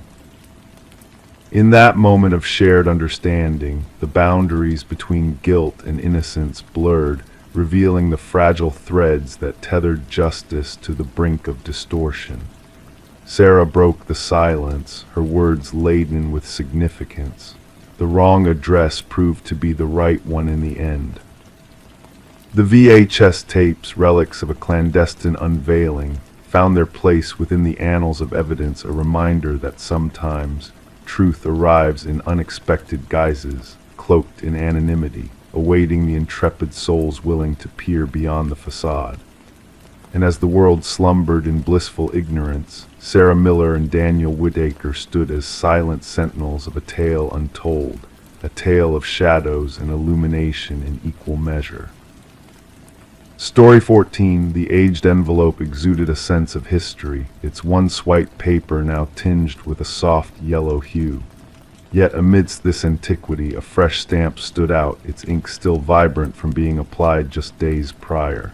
With a delicate touch, the detective unfurled the envelope, revealing a single sheet of paper within. Typed in a hurried, jagged font were the words, "I am sorry for what I did." The paper felt damp to the touch, carrying with it a faint scent of iron that lingered in the air. It was only upon closer inspection that the detective noticed a reddish smear along the bottom edge, a stark contrast against the pale paper. This was no ordinary stain, it was human blood, a chilling revelation that sent a shiver down Detective Sarah Morgan's spine. Methodically, she placed the letter into an evidence bag, her gloved hands moving with practiced precision. The forensics team's analysis confirmed her suspicions. The blood on the letter matched the DNA from an unsolved homicide case that had plagued the department for years. The victim, a young journalist named Rebecca Warren, had been brutally murdered in her apartment, her body bearing the cruel marks of multiple stab wounds. Her laptop was missing, her notes strewn across the floor, a silent testament to the violence that had shattered her life. The case had grown cold, despite exhaustive interviews and tireless investigations. Now this mysterious letter had found its way to the homicide division, a cryptic message from an unknown sender. The paper and envelope yielded few clues, save for faint smudges that hinted at gloves being worn during handling. The postmark, however, offered a glimmer of hope, a thread to pull in the darkness that had enshrouded the case for so long. Gathering her team in the dimly lit briefing room, Detective Morgan pinned the letter to the board, a focal point amidst a sea of dead-end leads. "This changes everything," she declared softly, the weight of the words hanging heavy in the air. "Our killer shows remorse." Detective James Chen, her steadfast partner in this relentless pursuit of justice, studied the letter intently. Or perhaps it's a facade, he mused, a calculated move to toy with us, to lead us astray. The forensics team delved into the origins of the typewriter's unique imprint, tracing it back to a model long out of production, a rare find, but not an impossible one. As the investigation gained momentum, the detectives delved into Rebecca's life, uncovering a trail of tenacity and a dedication to exposing corruption. Her latest inquiry had delved into a wealthy family embroiled in local politics, their tangled web of secrets casting a shadow over the case. Interviews with Rebecca's boyfriend, Michael Barnes, unveiled a subtle shift in his demeanor, a crack in his facade revealing a hidden truth. With each passing day, the mystery deepened, the shadows of the past reaching out to ensnare the present. A second letter arrived, bearing the same chilling characteristics as the first, a confession cloaked in blood, a whisper from the darkness. The trail led to the mansion of the deceased patriarch, where dark secrets lay hidden within its opulent walls. In a hidden room, a trove of damning evidence awaited discovery: surveillance photos, newspaper clippings, and a vintage typewriter that tied the threads of guilt together.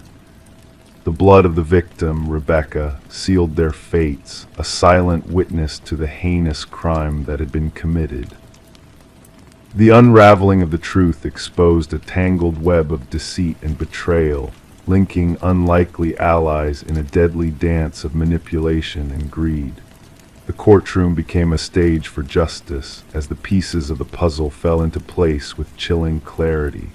Richard, the mastermind behind the murder, was brought to justice, his lies crumbling in the face of overwhelming evidence. As the gavel fell, closing the chapter on a tale of darkness and deception, Detective Morgan approached Rebecca's grieving parents, offering them a semblance of closure amidst the pain. The blood-stained letters, now silent relics of a twisted confession, stood as a stark reminder that even the most carefully orchestrated crimes could unravel under the weight of guilt and remorse. In the quiet of the evidence room, they whispered a haunting truth: that sometimes the echoes of the past can lead to justice in the present, and that even the darkest secrets will eventually come to light. Story 15, the Polaroid lay aged, capturing a distant birthday's essence. Smiles, dancing flames, familiar scenes.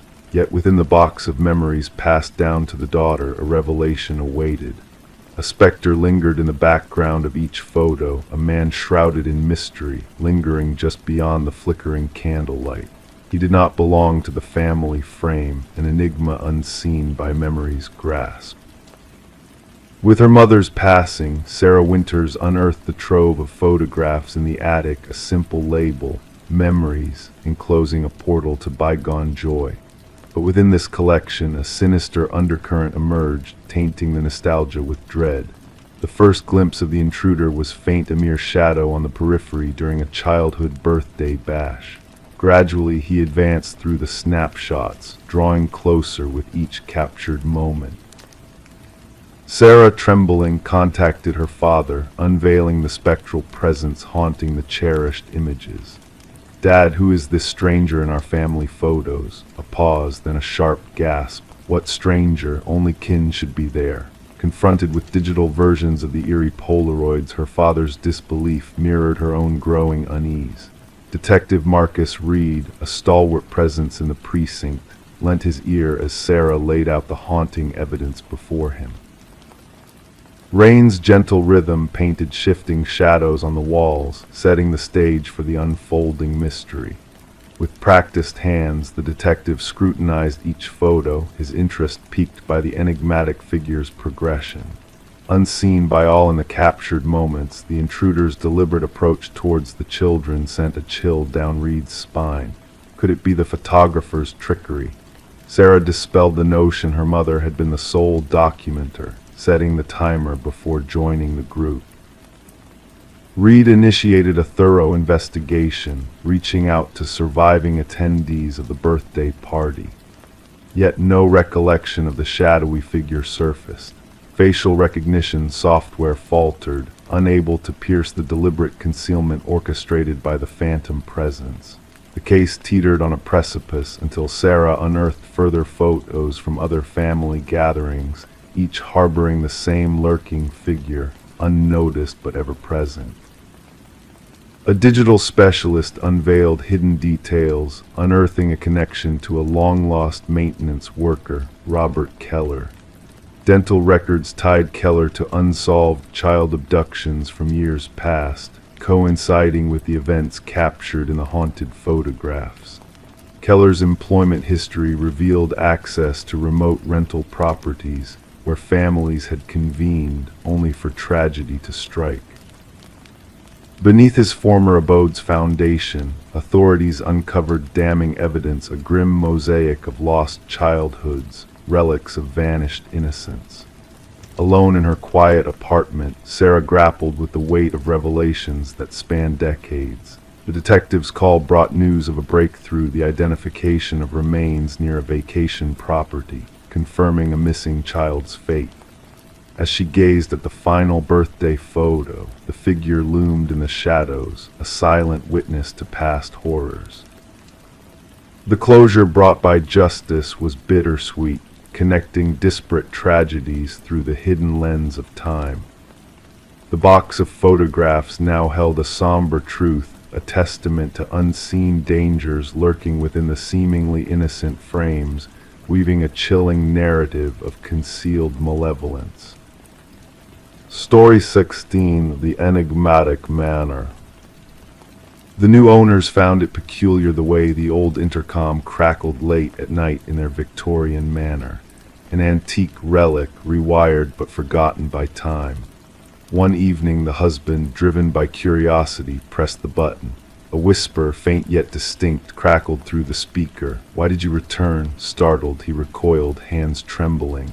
His wife, standing behind him, murmured, "I never uttered those words."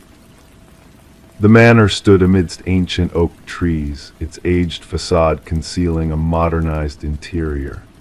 Daniel and Meredith Parker, drawn to history, acquired the property at an unexpectedly affordable price, despite the realtor's uneasy demeanor during the tour. The intercom system, linking all rooms, had charmed the couple with its vintage allure. Detective Sarah Reeves arrived at the manor, gravel crunching under her unmarked car's tires. A call reporting a possible break-in had piqued her interest, the dispatcher's tone hinting at a deeper mystery. Daniel Parker, visibly shaken, welcomed her at the entrance, guiding her through the grand foyer. It all began with the intercom, he recounted, leading Detective Reeves into the dimly lit living room. Static, then whispers, then coherent sentences. My wife thought I was imagining it until she heard it too. Meredith, seated rigidly on an antique sofa, clutched a steaming mug but made no attempt to drink. We found something hidden behind the wall, she divulged. Daniel wanted to expand the pantry, and when he removed the drywall, her voice faltered. Concealed within the wall, wrapped in deteriorating plastic, lay a small leather-bound journal. Detective Reeves, wearing gloves, gingerly turned the brittle pages. The elegant yet frantic script belonged to Alina, the apparent former owner, expressing fear that her husband Vincent intended harm. Last entry dates back 30 years, Daniel elaborated. After that, silence. The previous owners mentioned buying it from an elderly man who relocated to a retirement community. Investigation unveiled that Vincent and Alina Blackwood had once resided in the house. Records indicated Vincent sold the property shortly after Alina's disappearance, with no trace of her thereafter. No divorce papers, no change of address, no financial activity in her name post the final journal entry. Detective Reeves mobilized a team to scrutinize the property thoroughly. Ground-penetrating radar exposed anomalies beneath the garden shed's concrete foundation.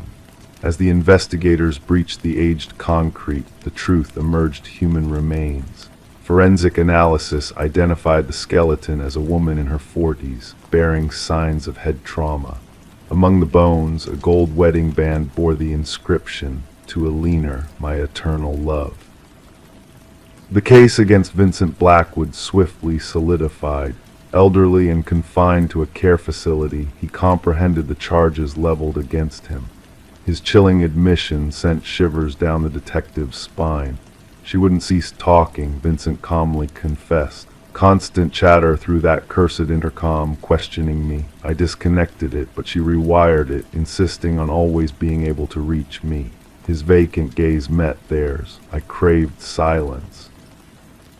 In his confession, Vincent unveiled his elaborate scheme to fabricate Alina's abandonment, even sending forged postcards from varied locations. He had dwelled in the house for years, obliviously walking over his wife's hidden resting place daily. The trial concluded swiftly, Vincent pleading guilty to murder. The judge acknowledged the premeditated nature of the crime and the decades of deceit that ensued. Daniel and Meredith reluctantly sold the manor, unable to bear its grim past. Before departing, they held a memorial for a leaner in the restored garden. The intercom system was removed by subsequent owners during renovations. Workers reported static and whispers during the extraction, attributing it to interference from their tools. Detective Reeves revisited the Blackwood case file before its archival. As she sealed the manila folder, she pondered how the house itself had unraveled its secret across time. Justice had finally reached Vincent Blackwood thanks to a leaner's resolute voice. The case earned the moniker the house that echoed back among local law enforcement. Occasionally on her way home, Detective Reeves would slow down near the manor, the window cracked open, listening for whispers carried by the wind. Story 17. The motel stood there, a relic of a forgotten time, its walls whispering stories of transient guests passing through. It was a place where people sought shelter for a night, a temporary haven shrouded in mystery. The weary clerk handed her the key, a glint of warning in his eyes. "Just don't take the last door on the left," he murmured cryptically, his words lingering in the air like a ghostly echo. Intrigue tugged at her curiosity, a silent invitation to unravel the enigma of that forbidden door. That night, as shadows danced along the dimly lit hallway, she found herself standing before it. The handle sent shivers down her spine, icy to the touch. The door appeared nondescript, blending in with its neighbors until she leaned in, pressing her ear against its weathered surface. A faint, rhythmic breath whispered from the other side, a haunting presence that stirred the depths of her soul. Detective Morgan Reed, with weariness etched on her face, stepped into the scene cloaked in yellow crime scene tape, a barrier between the ordinary world and the grim reality within. The metallic tang of blood greeted her senses, a grim reminder of lives interrupted. The room bore witness to a macabre tale. A spotless bathroom, an untouched bed, and in between, the tragedy of a life extinguished too soon. A young woman lay motionless on the floor, her golden locks splayed out like a halo, her vacant gaze fixed on unseen horrors. Reed knelt beside the victim, a silent observer in a realm of unspeakable sorrow. The forensic technician's voice cut through the heavy silence, detailing the grim familiarity of the crime scene. "Third one this season," he stated matter-of-factly, snapping photographs to preserve the haunting tableau. Reed absorbed the grim reality, a pattern emerging from the shadows, a killer's dark signature etched in the fabric of the forgotten motel. Back at the station, Reed delved into the web of clues, each thread leading her deeper into the labyrinth of a killer's mind. The victims, all bearing a striking resemblance, painted a portrait of fear and tragedy. The whispers of a predator on the prowl echoed through the corridors of the city, sending shivers down the spines of its inhabitants. As the investigation unfurled, a glimmer of hope emerged from the shadows. A name, a connection, Charles Emerson. The senior vice president harbored secrets beneath his polished facade, a darkness lurking behind his steely gaze. Reed pursued the truth relentlessly, unearthing a web of deceit woven from lies and betrayal. The pieces fell into place, revealing a chilling truth. Emerson's meticulously crafted world crumbled under the weight of evidence, a sinister tapestry of manipulation and obsession. His victims, chosen with cruel precision, bore the likeness of a past he sought to erase, their fates sealed by his callous hand.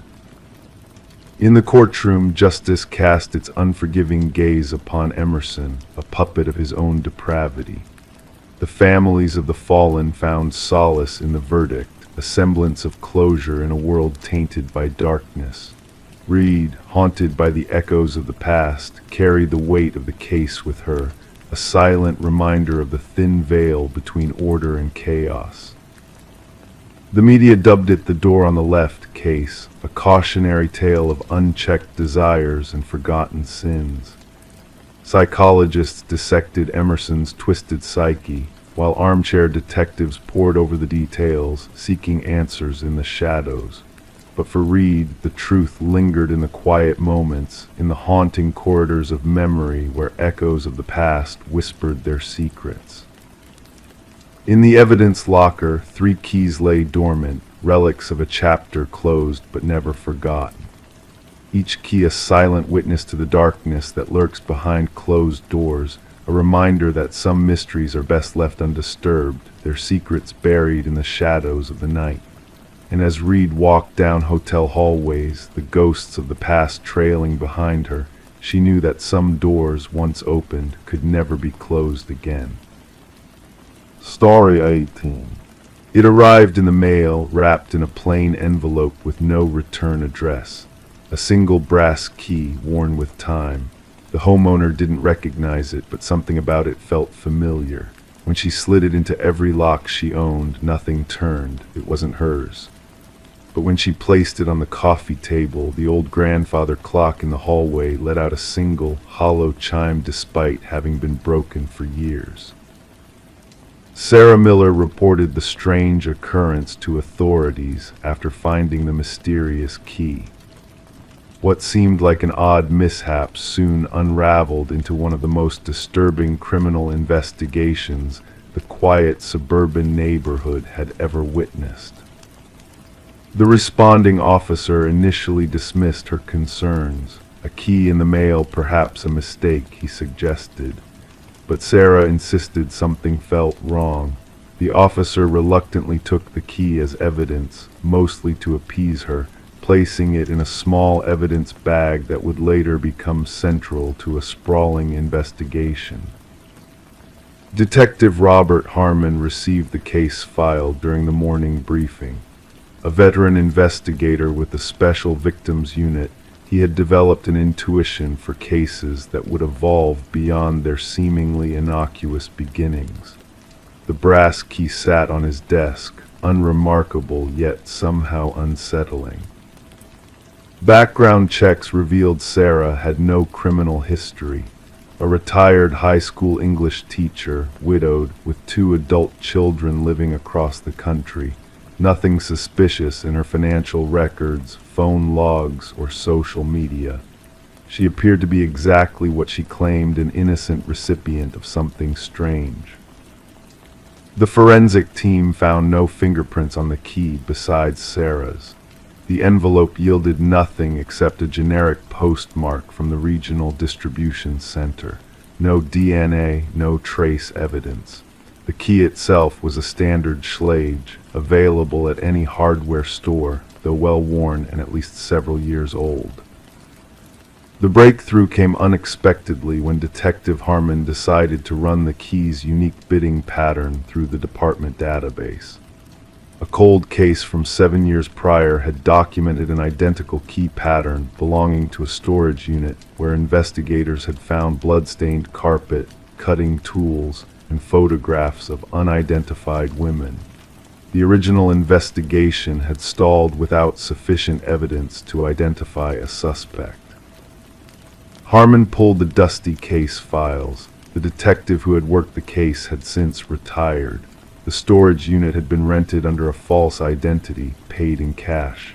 Surveillance footage had long been overwritten. The evidence collected had yielded partial DNA samples, but no matches in any criminal database. The photographs recovered from the storage unit showed 5 different women, all appearing unconscious.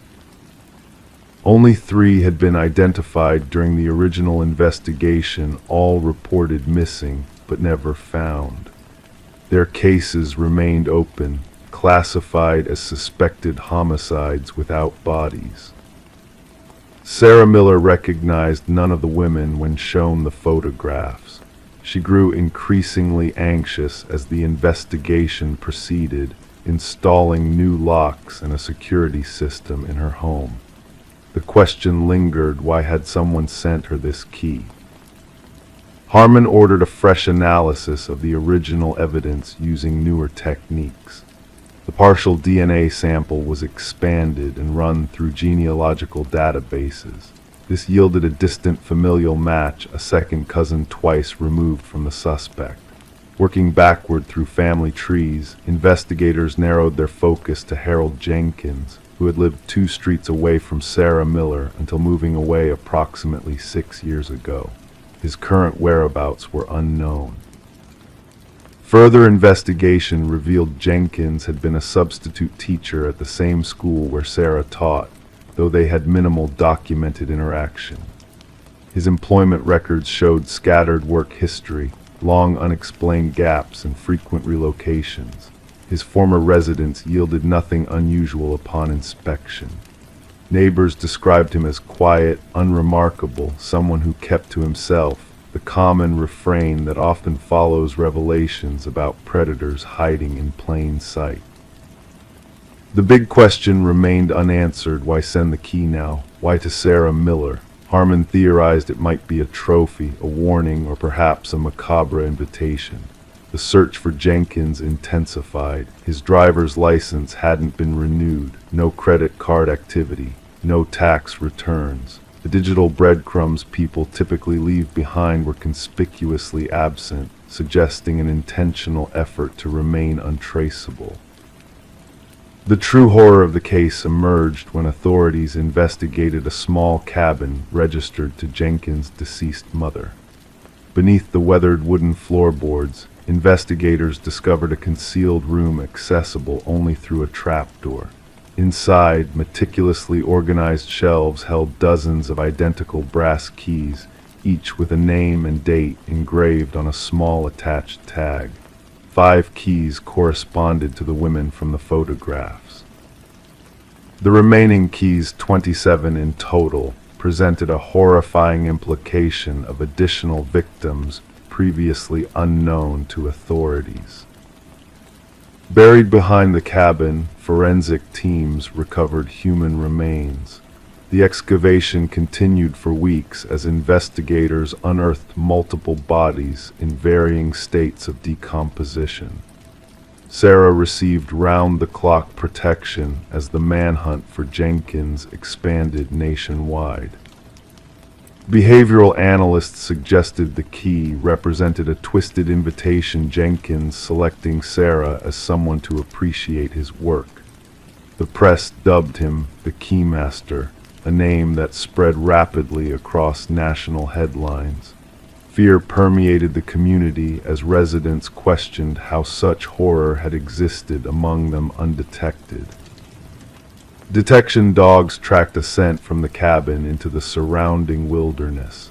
Search teams combed dense forest areas. Thermal imaging drones scanned terrain too dangerous for ground teams. The manhunt became one of the largest in regional history.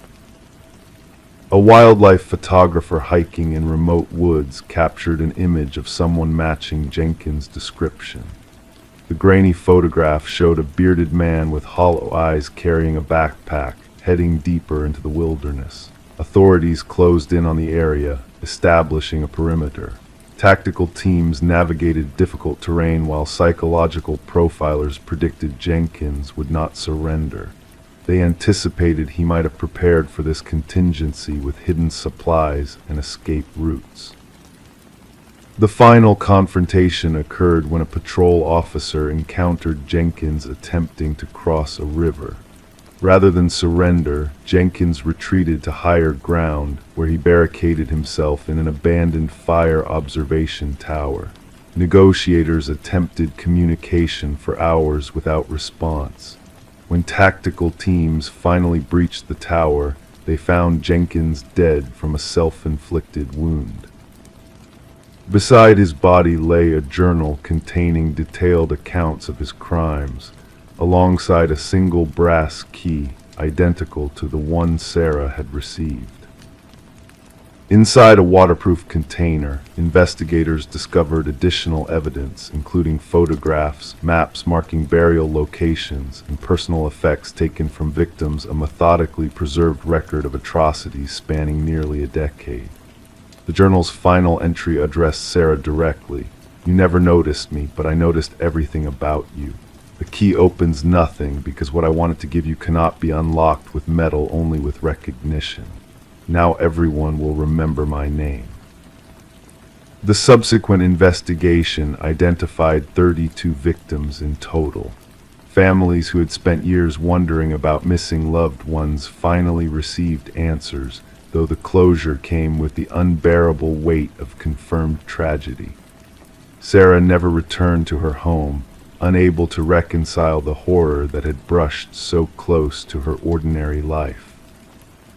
The grandfather clock that had mysteriously chimed was examined and found to contain a small wireless receiver Jenkins had been watching, waiting for the moment she received his gift.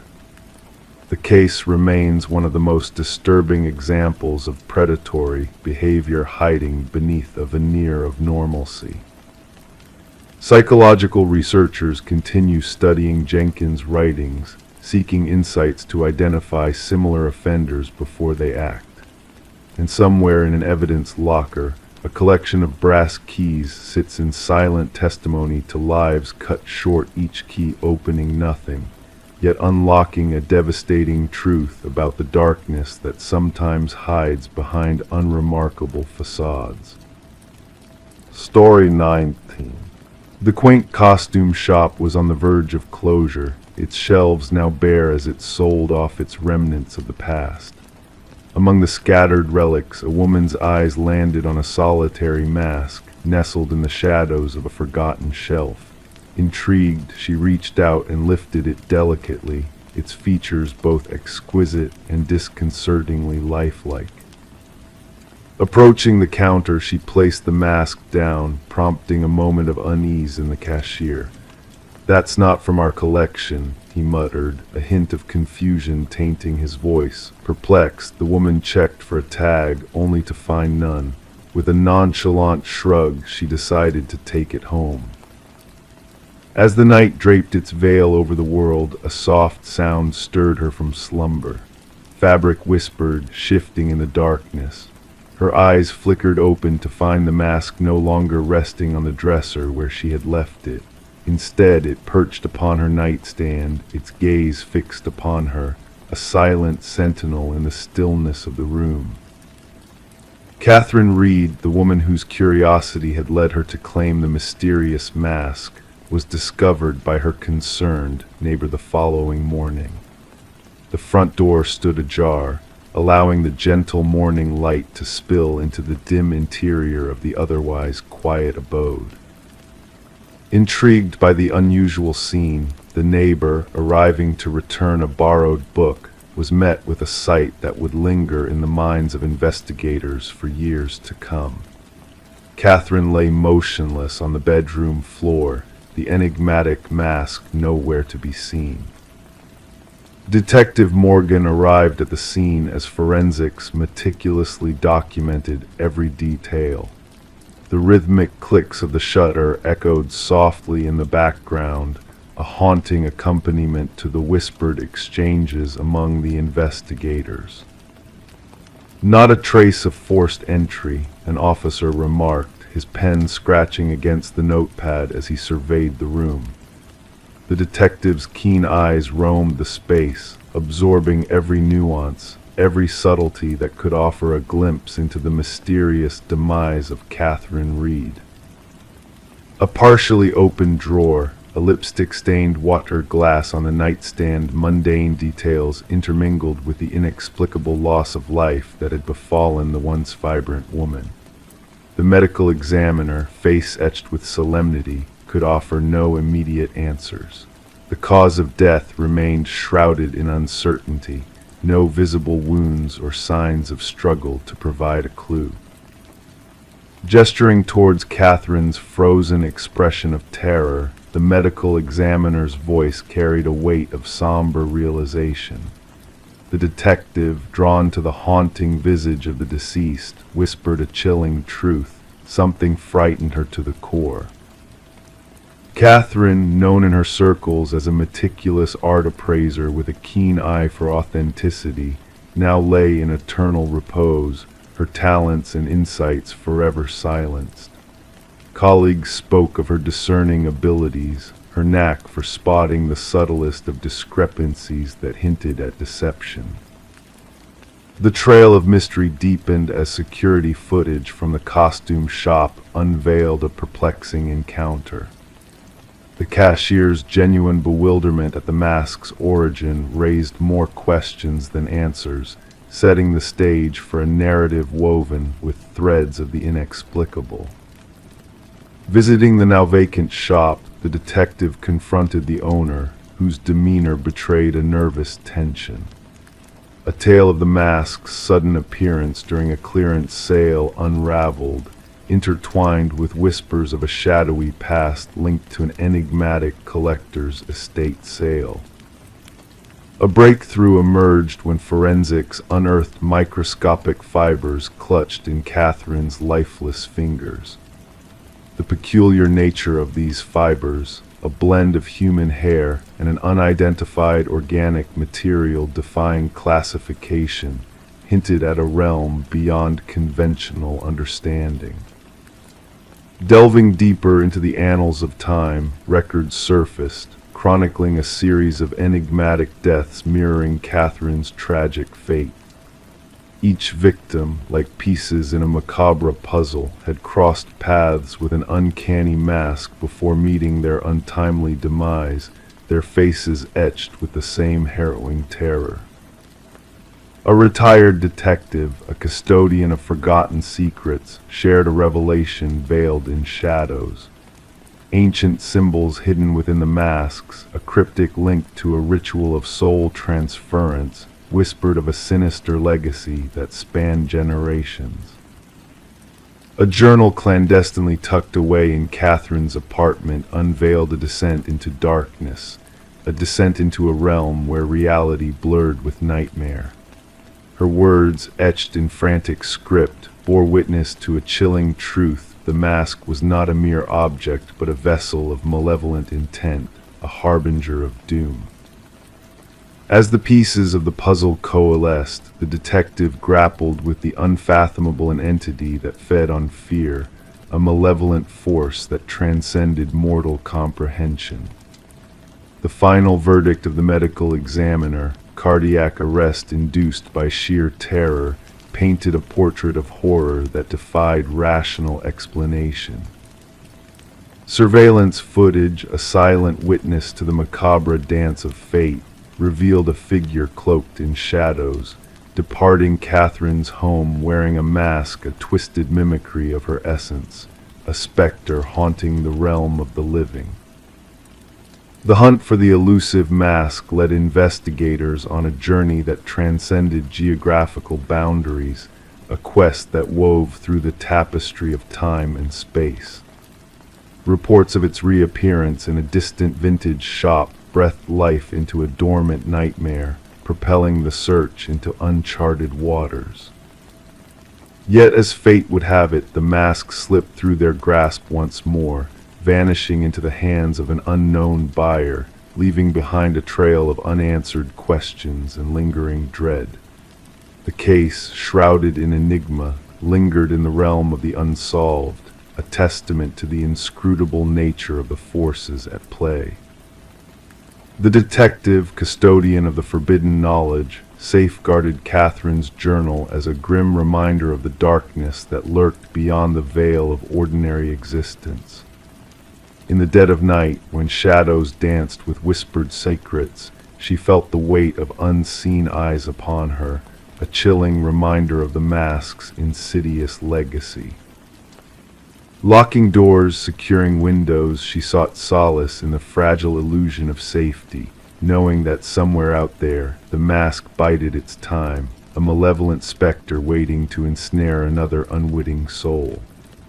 And in the silence of the night, as the world slumbered, the mask watched, its hollow gaze fixed on the threshold of dreams, a harbinger of nightmares yet to unfold. Story 20, the aged apartment exuded a sense of history, its time-worn walls holding secrets within their crevices. The heating system emitted low groans, the pipes occasionally rattling with a familiar cadence. It was all part of the building's character, or so she convinced herself. But then in the stillness of the night, a faint voice pierced through the vents, weaving its way into her consciousness. It wasn't the ordinary sounds of neighbors going about their lives. It was a soft whisper calling out to her, beckoning her closer. Intrigued and slightly unnerved, she leaned in, pressing her ear against the metal grate. A chilly breath brushed past her cheek, followed by a playful yet eerie utterance, "I know you can hear me." Detective Morgan Shaw found herself at the heart of an empty apartment, the air heavy with a sense of foreboding. Her gaze fixated on the rusty vent cover that had been forcibly removed from the wall, exposing the dark passage within. The forensic team meticulously combed through the scene, documenting every detail with precision as cameras flashed in the dimly lit room. Alina Reeves, the missing woman whose fate had led them here, had vanished without a trace until the pungent odor caught the building manager's attention. Officer Patel, his voice laced with intrigue, recounted the details from his notepad. Alina had voiced concerns about hearing whispers through the vents, only to be dismissed by the building management, citing the building's age and its peculiar noises. Shaw crouched by the vent, tracing the deep scratch marks around its edges with a contemplative gaze. The markings bore a desperation that hinted at a struggle, as if someone trapped inside had clawed frantically for freedom. Alina, a beloved kindergarten teacher with a penchant for nurturing plants, had left behind a community in distress. Her absence was a void felt by many, from her adoring students who crafted cards in her honor to her worried sister who had reported her disappearance. During the interview, Alina's sister revealed a troubling change in Alina's demeanor leading up to her vanishing act. Paranoia, fueled by a belief that unseen eyes watched her every move, had gripped Alina in the weeks preceding her mysterious disappearance. Surveying the apartment anew, Shaw's trained eye caught subtle clues that painted a haunting picture. The meticulously arranged bed, the abandoned coffee mug in the sink, and the chair strategically placed beneath the vent all spoke of a presence that lingered unseen yet palpable. The forensic analysis yielded chilling revelations. Fibers from Alina's clothing caught in the vent, a foreign fingerprint adorning the inside of the vent cover, and most disturbingly, audio recordings retrieved from Alina's phone. Alone in her car, rain cascading in a soothing rhythm on the rooftop, Shaw listened to the recordings that unraveled a tale of whispered exchanges between Alina and an unseen entity. The faint murmurings, the eerie responses, it was a glimpse into a world where reality blurred with the unknown, where the line between sanity and darkness grew thin. Delving deeper into the building's history, Shaw uncovered a sinister pattern. Past tenants had fled, citing unsettling experiences within the walls. Reports of voices, hallucinations, and unexplained phenomena painted a grim portrait of apartment 4B's dark legacy. The building superintendent, Harold Weber, emerged as a shadowy figure with keys to every door, his demeanor shifting when questioned about the apartment's troubled past. A breakthrough came when a concealed passage was unearthed behind a loose tile in Alina's bathroom, unveiling a hidden world of voyeurism and manipulation. The narrow maintenance tunnel harbored remnants of a clandestine presence, a flashlight, food wrappers, a chilling testament to an intruder lurking within the building's infrastructure. Weber's meticulously maintained facade crumbled under the weight of incriminating evidence. His computer revealed a trove of illicit recordings, a digital diary chronicling his obsession with Alina, and a storage unit filled with mementos of his past victims. The arrest was a quiet affair, Weber's eerie calmness a stark contrast to the horrors he had orchestrated. As the truth unraveled in court, a chilling narrative of predatory surveillance and psychological manipulation emerged. Weber's twisted delusions clashed with the stark reality of his crimes, leading to a swift and unanimous guilty verdict. Even as he was escorted away, his chilling parting words lingered in Shaw's mind, a haunting reminder of the darkness that lurked within the building's walls. With Weber behind bars, the apartment building stood silent, its walls holding memories of the past within their weathered embrace. Despite efforts to cleanse the space of its tainted history, whispers still echoed through the vents, a reminder of the chilling legacy that lingered within the building's very foundation. The residents, now wary of the unseen forces at play, grappled with the unsettling sounds that permeated the once quiet halls. The old heating system groaned, the pipes rattled, and the whispers persisted, a haunting melody that whispered of secrets long buried within the building's walls. Story 21.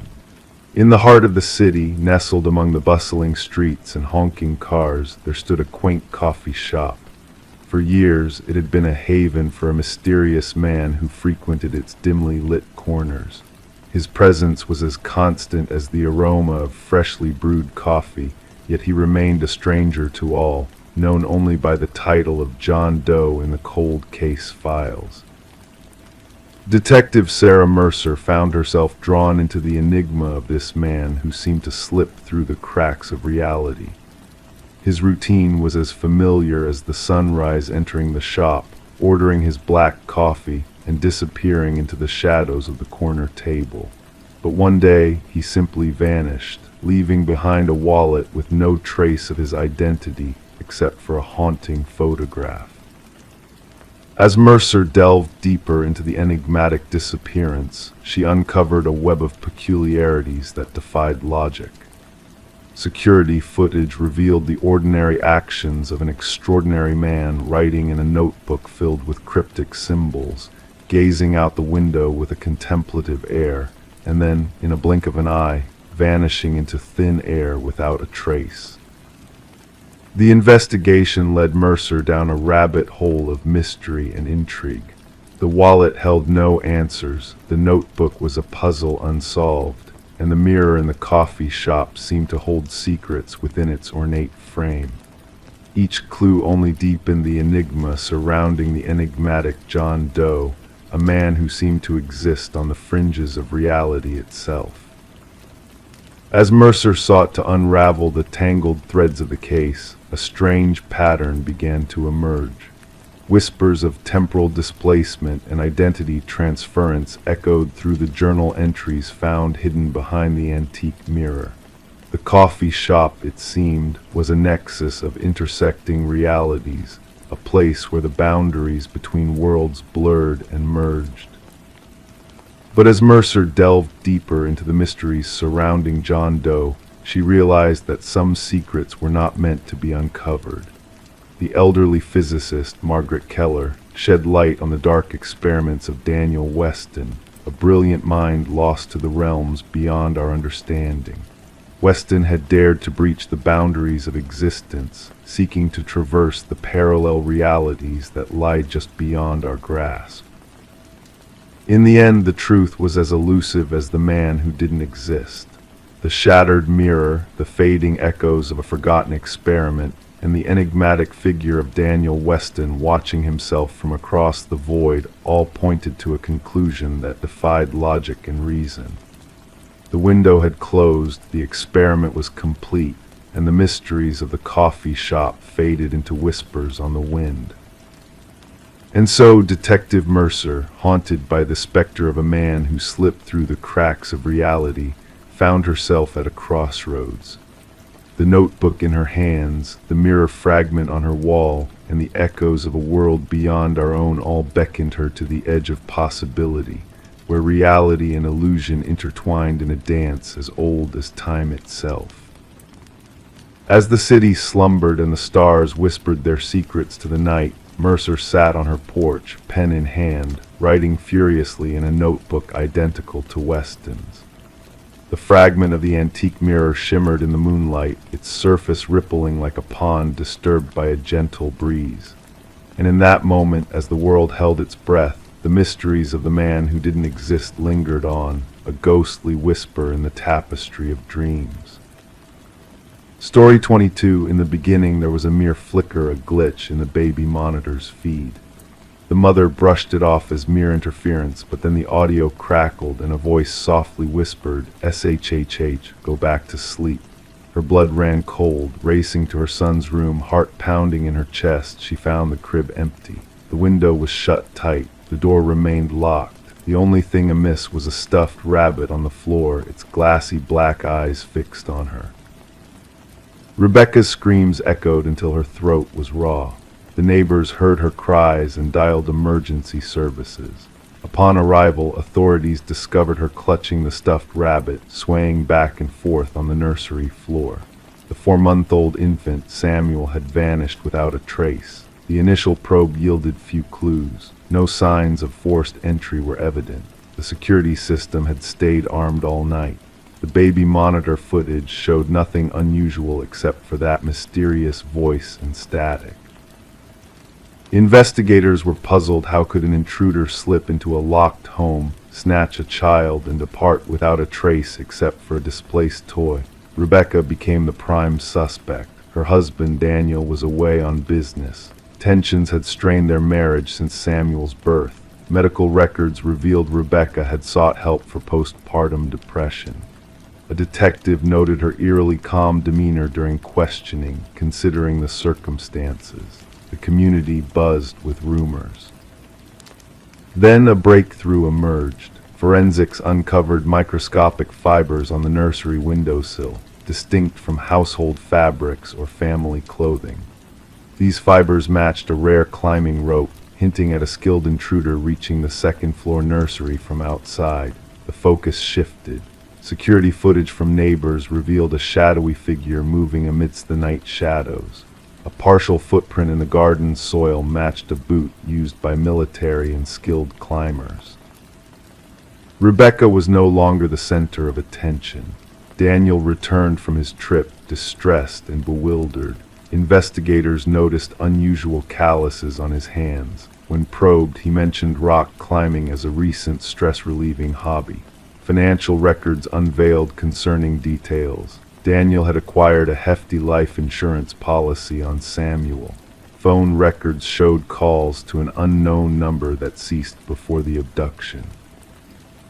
The case darkened when it surfaced that Daniel had a secret second family in another town, unbeknownst to Rebecca. As the inquiry deepened, the baby monitor emerged as crucial evidence. Digital forensics unveiled the device had been hacked. The voice wasn't from inside the nursery, but remotely transmitted to Rebecca's bedside receiver. Tracking the intrusion led to a basement where Samuel was found, in the care of a woman named Elaine. She surrendered silently, her eyes empty as she was led away in restraints. The link emerged through old pictures and DNA testing. Elaine was Daniel's first wife, who had endured a miscarriage years before. Their marriage crumbled after the loss, but Elaine never recovered. She had monitored Daniel's life online, witnessing his new family with Rebecca. Daniel denied involvement, but digital evidence spoke differently. His climbing gear matched fibers on the windowsill and the boot print in the garden. Encrypted messages between Daniel and Elaine detailed their scheme. He'd breach the security system. She'd take the child they both deemed hers, and insurance money would fund their new life. During trial, the courtroom hushed as the prosecution played enhanced audio from the baby monitor. Beside the whispered words that had chilled Rebecca, forensic audio experts isolated a cough, Daniel's distinctive cough. Placing him at the scene of the abduction, he denied. The jury swiftly reached a verdict. Daniel and Elaine received maximum sentences for kidnapping, conspiracy, and endangering a child. Rebecca and Samuel relocated to rebuild their lives, far from haunting memories. The case reshaped how modern abductions are investigated. Baby monitors nationwide were scrutinized for vulnerabilities. Parents bolstered nursery security. Experts cautioned on the growing sophistication of crimes exploiting technology against the vulnerable. Samuel grew up without the memory of his disappearance. Rebecca kept the stuffed rabbit tucked away in a closet. She couldn't discard it, nor face those glassy black eyes that had seen what truly unfolded when the baby monitor transmitted that whispered voice in the night.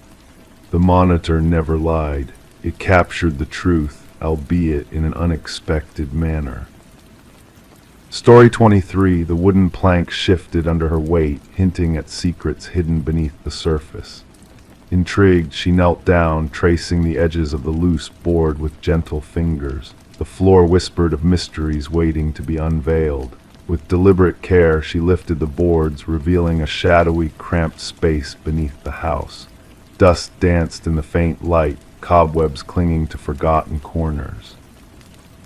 But as her eyes adjusted, shapes emerged from the darkness: a musty mattress, a solitary chair, and in the shadows, a weathered notebook filled with repetitions of a single name, her own. Detective Morgan Reed stood silently behind Sarah Coleman, observing the mix of fear and disbelief in her eyes as she peered into the abyss beneath her new home. It wasn't just a hidden room they had discovered. It was a violation of her sanctuary, an intrusion of malevolence into what was meant to be a fresh beginning. "Don't disturb anything." Detective Reed's voice was a steady anchor in the unsettling silence. Clicking on her flashlight, she cast a beam of light that revealed walls adorned with surveillance photos, moments of Sarah's life captured without her knowledge, a shrine of obsession cultivated right beneath her feet. Sarah had acquired the quaint cottage from the estate of Walter Green, an elderly recluse who had passed away with no known kin. The property had sat vacant for months, its past shrouded in silence. The listing had painted it as charming, a fixer-upper with hidden potential. No whispers of the hidden chamber had reached Sarah during inspections or negotiations. "I never met him," Sarah murmured, her voice a fragile echo in the eerie space. "The neighbors said he kept to himself. I thought that basement had been sealed off long ago. That's what the reports said." Crime scene investigators arrived, their tools clattering on the wooden floors as they began their meticulous work. Every detail was documented, every piece of evidence catalogued. The mattress, chair, and notebook were carefully extracted from the clandestine room. Forensic experts uncovered a tapestry of Walter Green's fingerprints, a haunting reminder of his unseen presence. The investigators unraveled a timeline that sent shivers down their spines. Walter had been watching Sarah for years, blending into her world like a shadow. He had mirrored her routines, frequented her favorite spots, all without her ever noticing his existence. This level of fixation tends to escalate, the department psychologist explained, the gravity of the situation settling heavily in the room. The hidden room suggests a progression towards something more sinister. Detective Reed's inquiries took an unexpected turn when she spoke with Walter's former coworker from the local shopping center. The man's nervous demeanor betrayed a hidden truth. Walter spoke of her sometimes, he confessed, his gaze troubled. Said she reminded him of someone. "I thought it was harmless admiration. I never imagined." His voice trailed off, lost in memories he wished he could erase. A search of Walter's locker at work unveiled a key that led to a storage unit registered in his name. The metallic door screeched open, revealing a chilling replica of Sarah's old life, an eerie copy of her apartment, meticulously recreated down to the smallest details. A mannequin with her likeness sat at a desk, a silent echo of Walter's twisted obsession. The investigation peeled back layers of Walter's past, unearthing a history of institutionalization and untreated delusions. His fixation on Sarah had roots in a mental illness that had laid dormant for decades, only to resurface with terrifying intensity. Reed spread out the evidence before her team, each photograph a piece of a puzzle that painted a grim picture of Walter's distorted reality. Sarah made the difficult decision to sell the house, the shadows of Walter's presence too heavy to bear. As she stood in the empty living room with her realtor, a shiver ran down her spine. "I can't help but wonder what might have unfolded if he hadn't been stopped in time," she confessed softly. How long would I have lived here, unaware of the eyes watching me, the secrets hidden beneath my feet? Walter's death closed the chapter on the case, labeled as stalking with intent to abduct. The echoes of his obsession lingered, a cautionary tale of the unseen dangers that lurk in the shadows. Sarah moved away, seeking solace in anonymity and safety.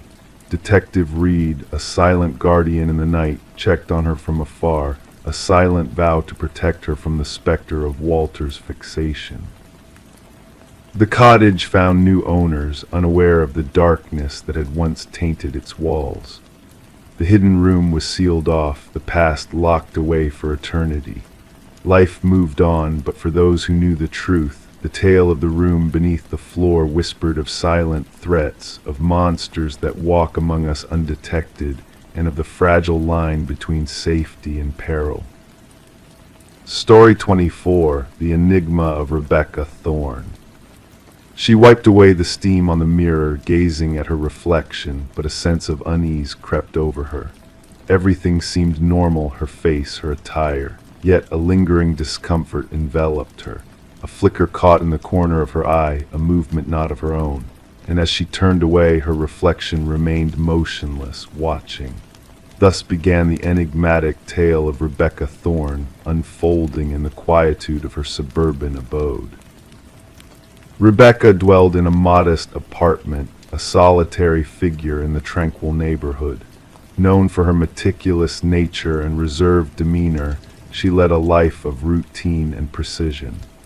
No one could have foreseen that she would soon find herself at the heart of a perplexing mystery that would bewilder investigators and haunt the community for years to come. Initially, subtle incidents arose, objects subtly shifted in her home, not missing but rearranged. A coffee mug on a different shelf, books reorganized, her toothbrush misplaced. She brushed off these peculiarities as mere lapses in memory, attributing them to her long hours analyzing data under the harsh glare of fluorescent lights.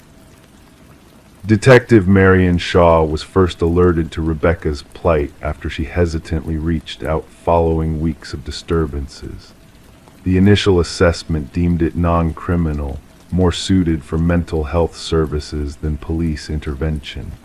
Yet the sense of foreboding lingered, with Rebecca feeling that something was amiss within the confines of her home. The turning point came with the eerie incident in the bathroom mirror. In vivid detail, Rebecca recounted how her reflection appeared to move independently, watching her even in solitude.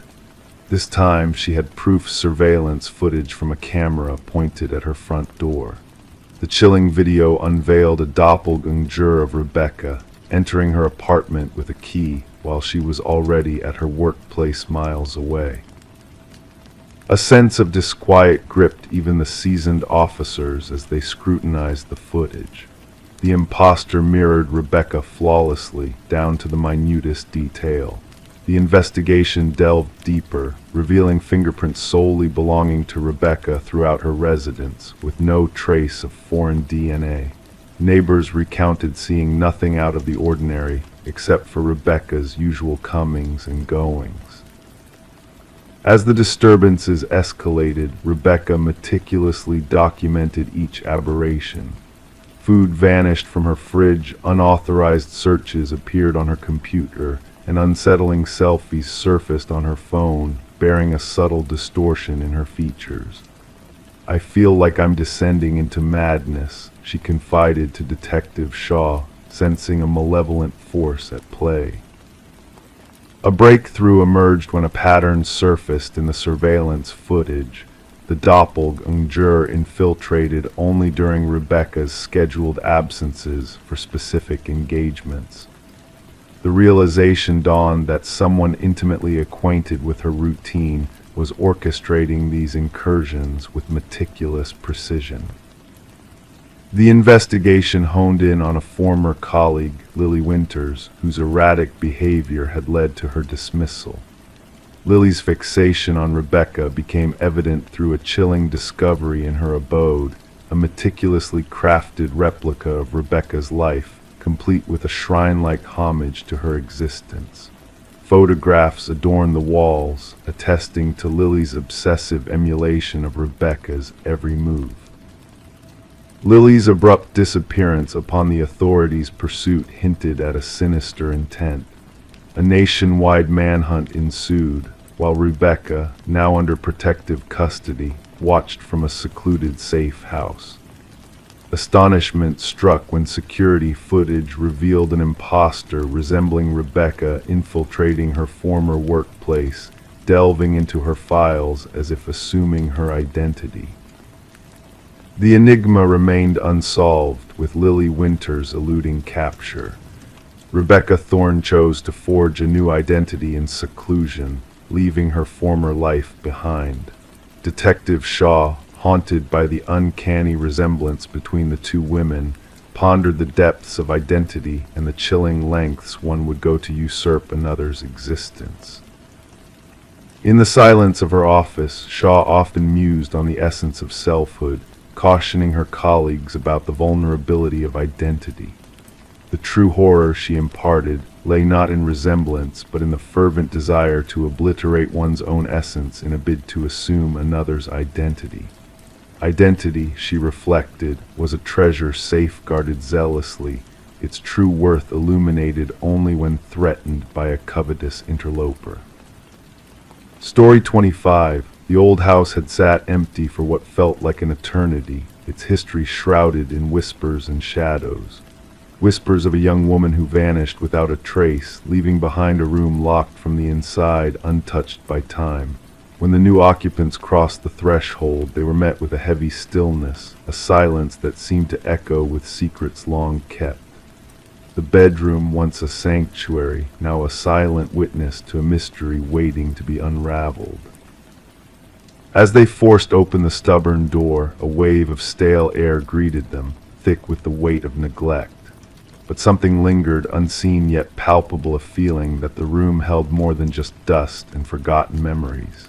The bed neatly made, the mirror devoid of smudges, a single candle extinguished, its wax a frozen cascade of lost moments. And there on the desk, a notebook lay open, its pages whispering of a story left unfinished. Detective Morgan delved into the notebook, tracing the words left behind by Elise Winters, a young soul lost to the darkness of the unknown. Her elegant script danced across the pages, each stroke a clue, each word a plea for understanding.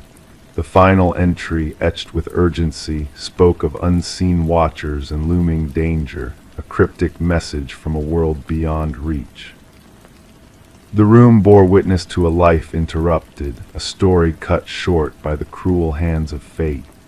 Elise, a paralegal entangled in a web of deceit and betrayal, her meticulous nature a shield against the shadows that lurked in the corners of her world. The pieces of her puzzle scattered, waiting to be reassembled by those who dared to seek the truth. As the investigation unfolded, hidden truths came to light, revealing a web of deceit woven by powerful hands. Elise's meticulous notes, her hidden revelations, painted a picture of corruption and greed lurking beneath the facade of respectability. The room, a silent chamber of secrets, held the key to a darkness that threatened to consume all in its path. Forensic teams combed through the room, seeking answers in the faint traces left behind. Fingers brushed against aged surfaces, searching for the imprint of a life once lived, now lost to the shadows. The scent of dust mingled with a hint of something else, a chemical ghost haunting the air, a reminder of secrets buried deep. The truth, elusive yet undeniable, lay hidden in plain sight. A hidden compartment revealed a trove of evidence, a trail of breadcrumbs leading to a truth long suppressed. The flash drives, the documents, the recordings, all pieces of a puzzle waiting to be solved, a riddle whispered in the darkness of the night. As the investigation deepened, the tendrils of corruption reached far and wide, ensnaring those who thought themselves untouchable. Elise's voice echoed through the halls of power, a reminder of the price of silence in the face of injustice. The room, a silent witness to her courage, stood as a monument to a life lost but not forgotten. In the end, justice prevailed, a beacon of light piercing the darkness of deceit. The truth, like a phoenix rising from the ashes, soared above the ruins of a shattered illusion. Elise's legacy, a whisper in the night, a promise of redemption for those who dared to seek the truth. And so the house stood empty once more, a silent sentinel guarding the memory of a young woman who dared to defy the darkness. The whispers of her story lingered in the air, a lullaby of justice for those who dared to listen. And in the stillness of the night, a single light flickered in the upstairs window, a silent tribute to the courage of a soul lost but never forgotten. Story 26. The real estate listing made no mention of a basement, and the blueprints held no clues to its existence. Yet, as the family peeled back the worn carpet in their new home, they uncovered a hidden door, its handle rusted and heavy. It took 3 of them to pry it open, unleashing a rush of stale air thick with the scent of damp earth. Descending the steps into the darkness, they anticipated finding storage, but instead they encountered a single chair beneath a swaying light bulb, casting eerie shadows, and on the wall behind a row of photographs of themselves. The Mercer family had settled into the suburban property amidst the winter's early darkness and the skeletal trees looming outside. The house, with its weathered siding and creaking floors, exuded character and history, or so they had believed. Little did they know the depth of history woven into the very walls of their new abode, and how violently it would intersect with their present. Detective Sarah Connors arrived at the scene with her partner, the crime scene unit already at work, securing the area with fluttering yellow tape. Mrs. Mercer's voice trembled as she recounted the discovery beneath their living room floor. "We must document everything before anyone else descends," Connors directed, gloving her hands with precision. Camera flashes illuminated the stairwell as the forensic team captured the chilling scene. The basement, small and stark, held a solitary chair bolted to the floor, bathed in the harsh glow of the bare bulb above. But it was the wall of photographs that seized their attention, images of the Mercer family, meticulously arranged in chronological order. "These date back weeks," noted Connor's partner, examining the timestamps on the prints. The investigation unveiled no signs of forced entry, no theft, only a violation of privacy and security. Forensics uncovered fingerprints, mostly belonging to past owners of the property, which had changed hands multiple times without any mention of a basement. Delving into the house's history revealed unsettling inconsistencies in records and renovations. The contractor from 7 years prior denied the existence of the hidden room, insisting he had gutted the space to its foundation. Data extracted from a hidden memory card revealed a trove of images, capturing not just the Mercers but past families in intimate moments. Recovered audio files hinted at sophisticated surveillance within the house, leading Connors to order a thorough search for hidden recording devices. Behind the photographs, a secret passage led to a monitoring station equipped with cameras and a journal detailing the lives of each family that had inhabited the house. The journal's author, Edward Kelvin, the house's original builder who had mysteriously vanished, had been living within its walls, observing the families like characters in his personal drama. Kelvin was eventually found hiding within the house, his body adapted to the hidden spaces he had crafted. He spoke of the families as his own, his detachment veiled in delusions of guardianship.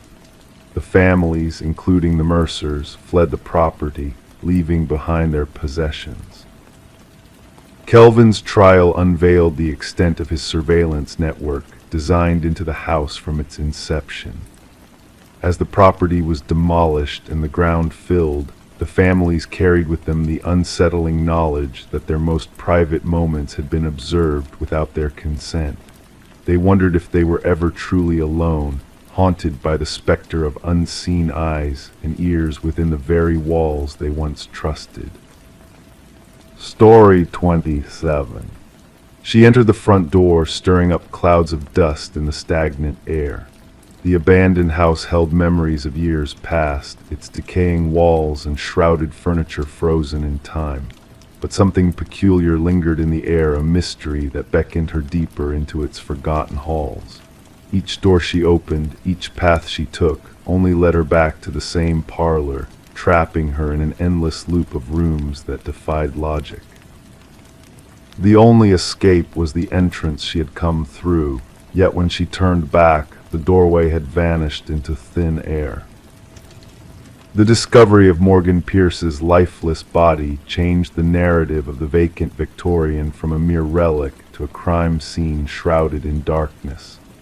Detective Sarah Lynn stood at the threshold, observing as forensic experts moved through the dim interior like phantoms. The house had gained a reputation among the locals, a place where compasses spun aimlessly, where whispers of unseen eyes watching sent shivers down the spine. Now, beneath its dilapidated facade, secrets darker than folklore whispered their presence. The initial examination indicates she passed approximately 3 days ago, the medical examiner murmured, his words barely audible in the eerie silence. The cause of death appears to be asphyxiation. Morgan, found seated in an antique chair in the parlor, faced the entrance as if awaiting a visitor, her expression serene, hands clasped in her lap. No signs of struggle, no marks of resistance. The scene exuded a chilling calm that even seasoned investigators found unsettling. Lind inquired who discovered the body. Her partner responded. A real estate agent showing the property stumbled upon her, mistaking her for a trespasser until they drew closer. Since the passing of the previous owner, Eleanor Blackwood, the house had remained untouched, entangled in legal disputes, fading from memory except for those drawn to its enigmatic allure. Morgan Pierce, a 26-year-old graduate student delving into architectural anomalies, had been captivated by the house's reputation for disorienting its guests. Described as meticulous and driven by curiosity, she was drawn to spaces that challenged conventional norms. Her disappearance, reported by a roommate, tied back to her research on the house where wanderers lose their way. Investigation unveiled Morgan's repeated visits to the Victorian in the weeks leading to her demise. Her journal entries chronicled strange echoes, chilling drafts, and doors that played tricks on perception. In her final musings, she spoke of documenting the spatial enigmas with specialized gear that had vanished without a trace. The autopsy unearthed the peculiar detailed traces of a rare alkaloid in Morgan's system, a substance linked to shamanic rituals known to induce disorientation and vivid visions, though not in lethal doses. She was no recreational user, her boyfriend affirmed. Morgan was meticulous in her approach. She wouldn't risk distorting her senses willingly.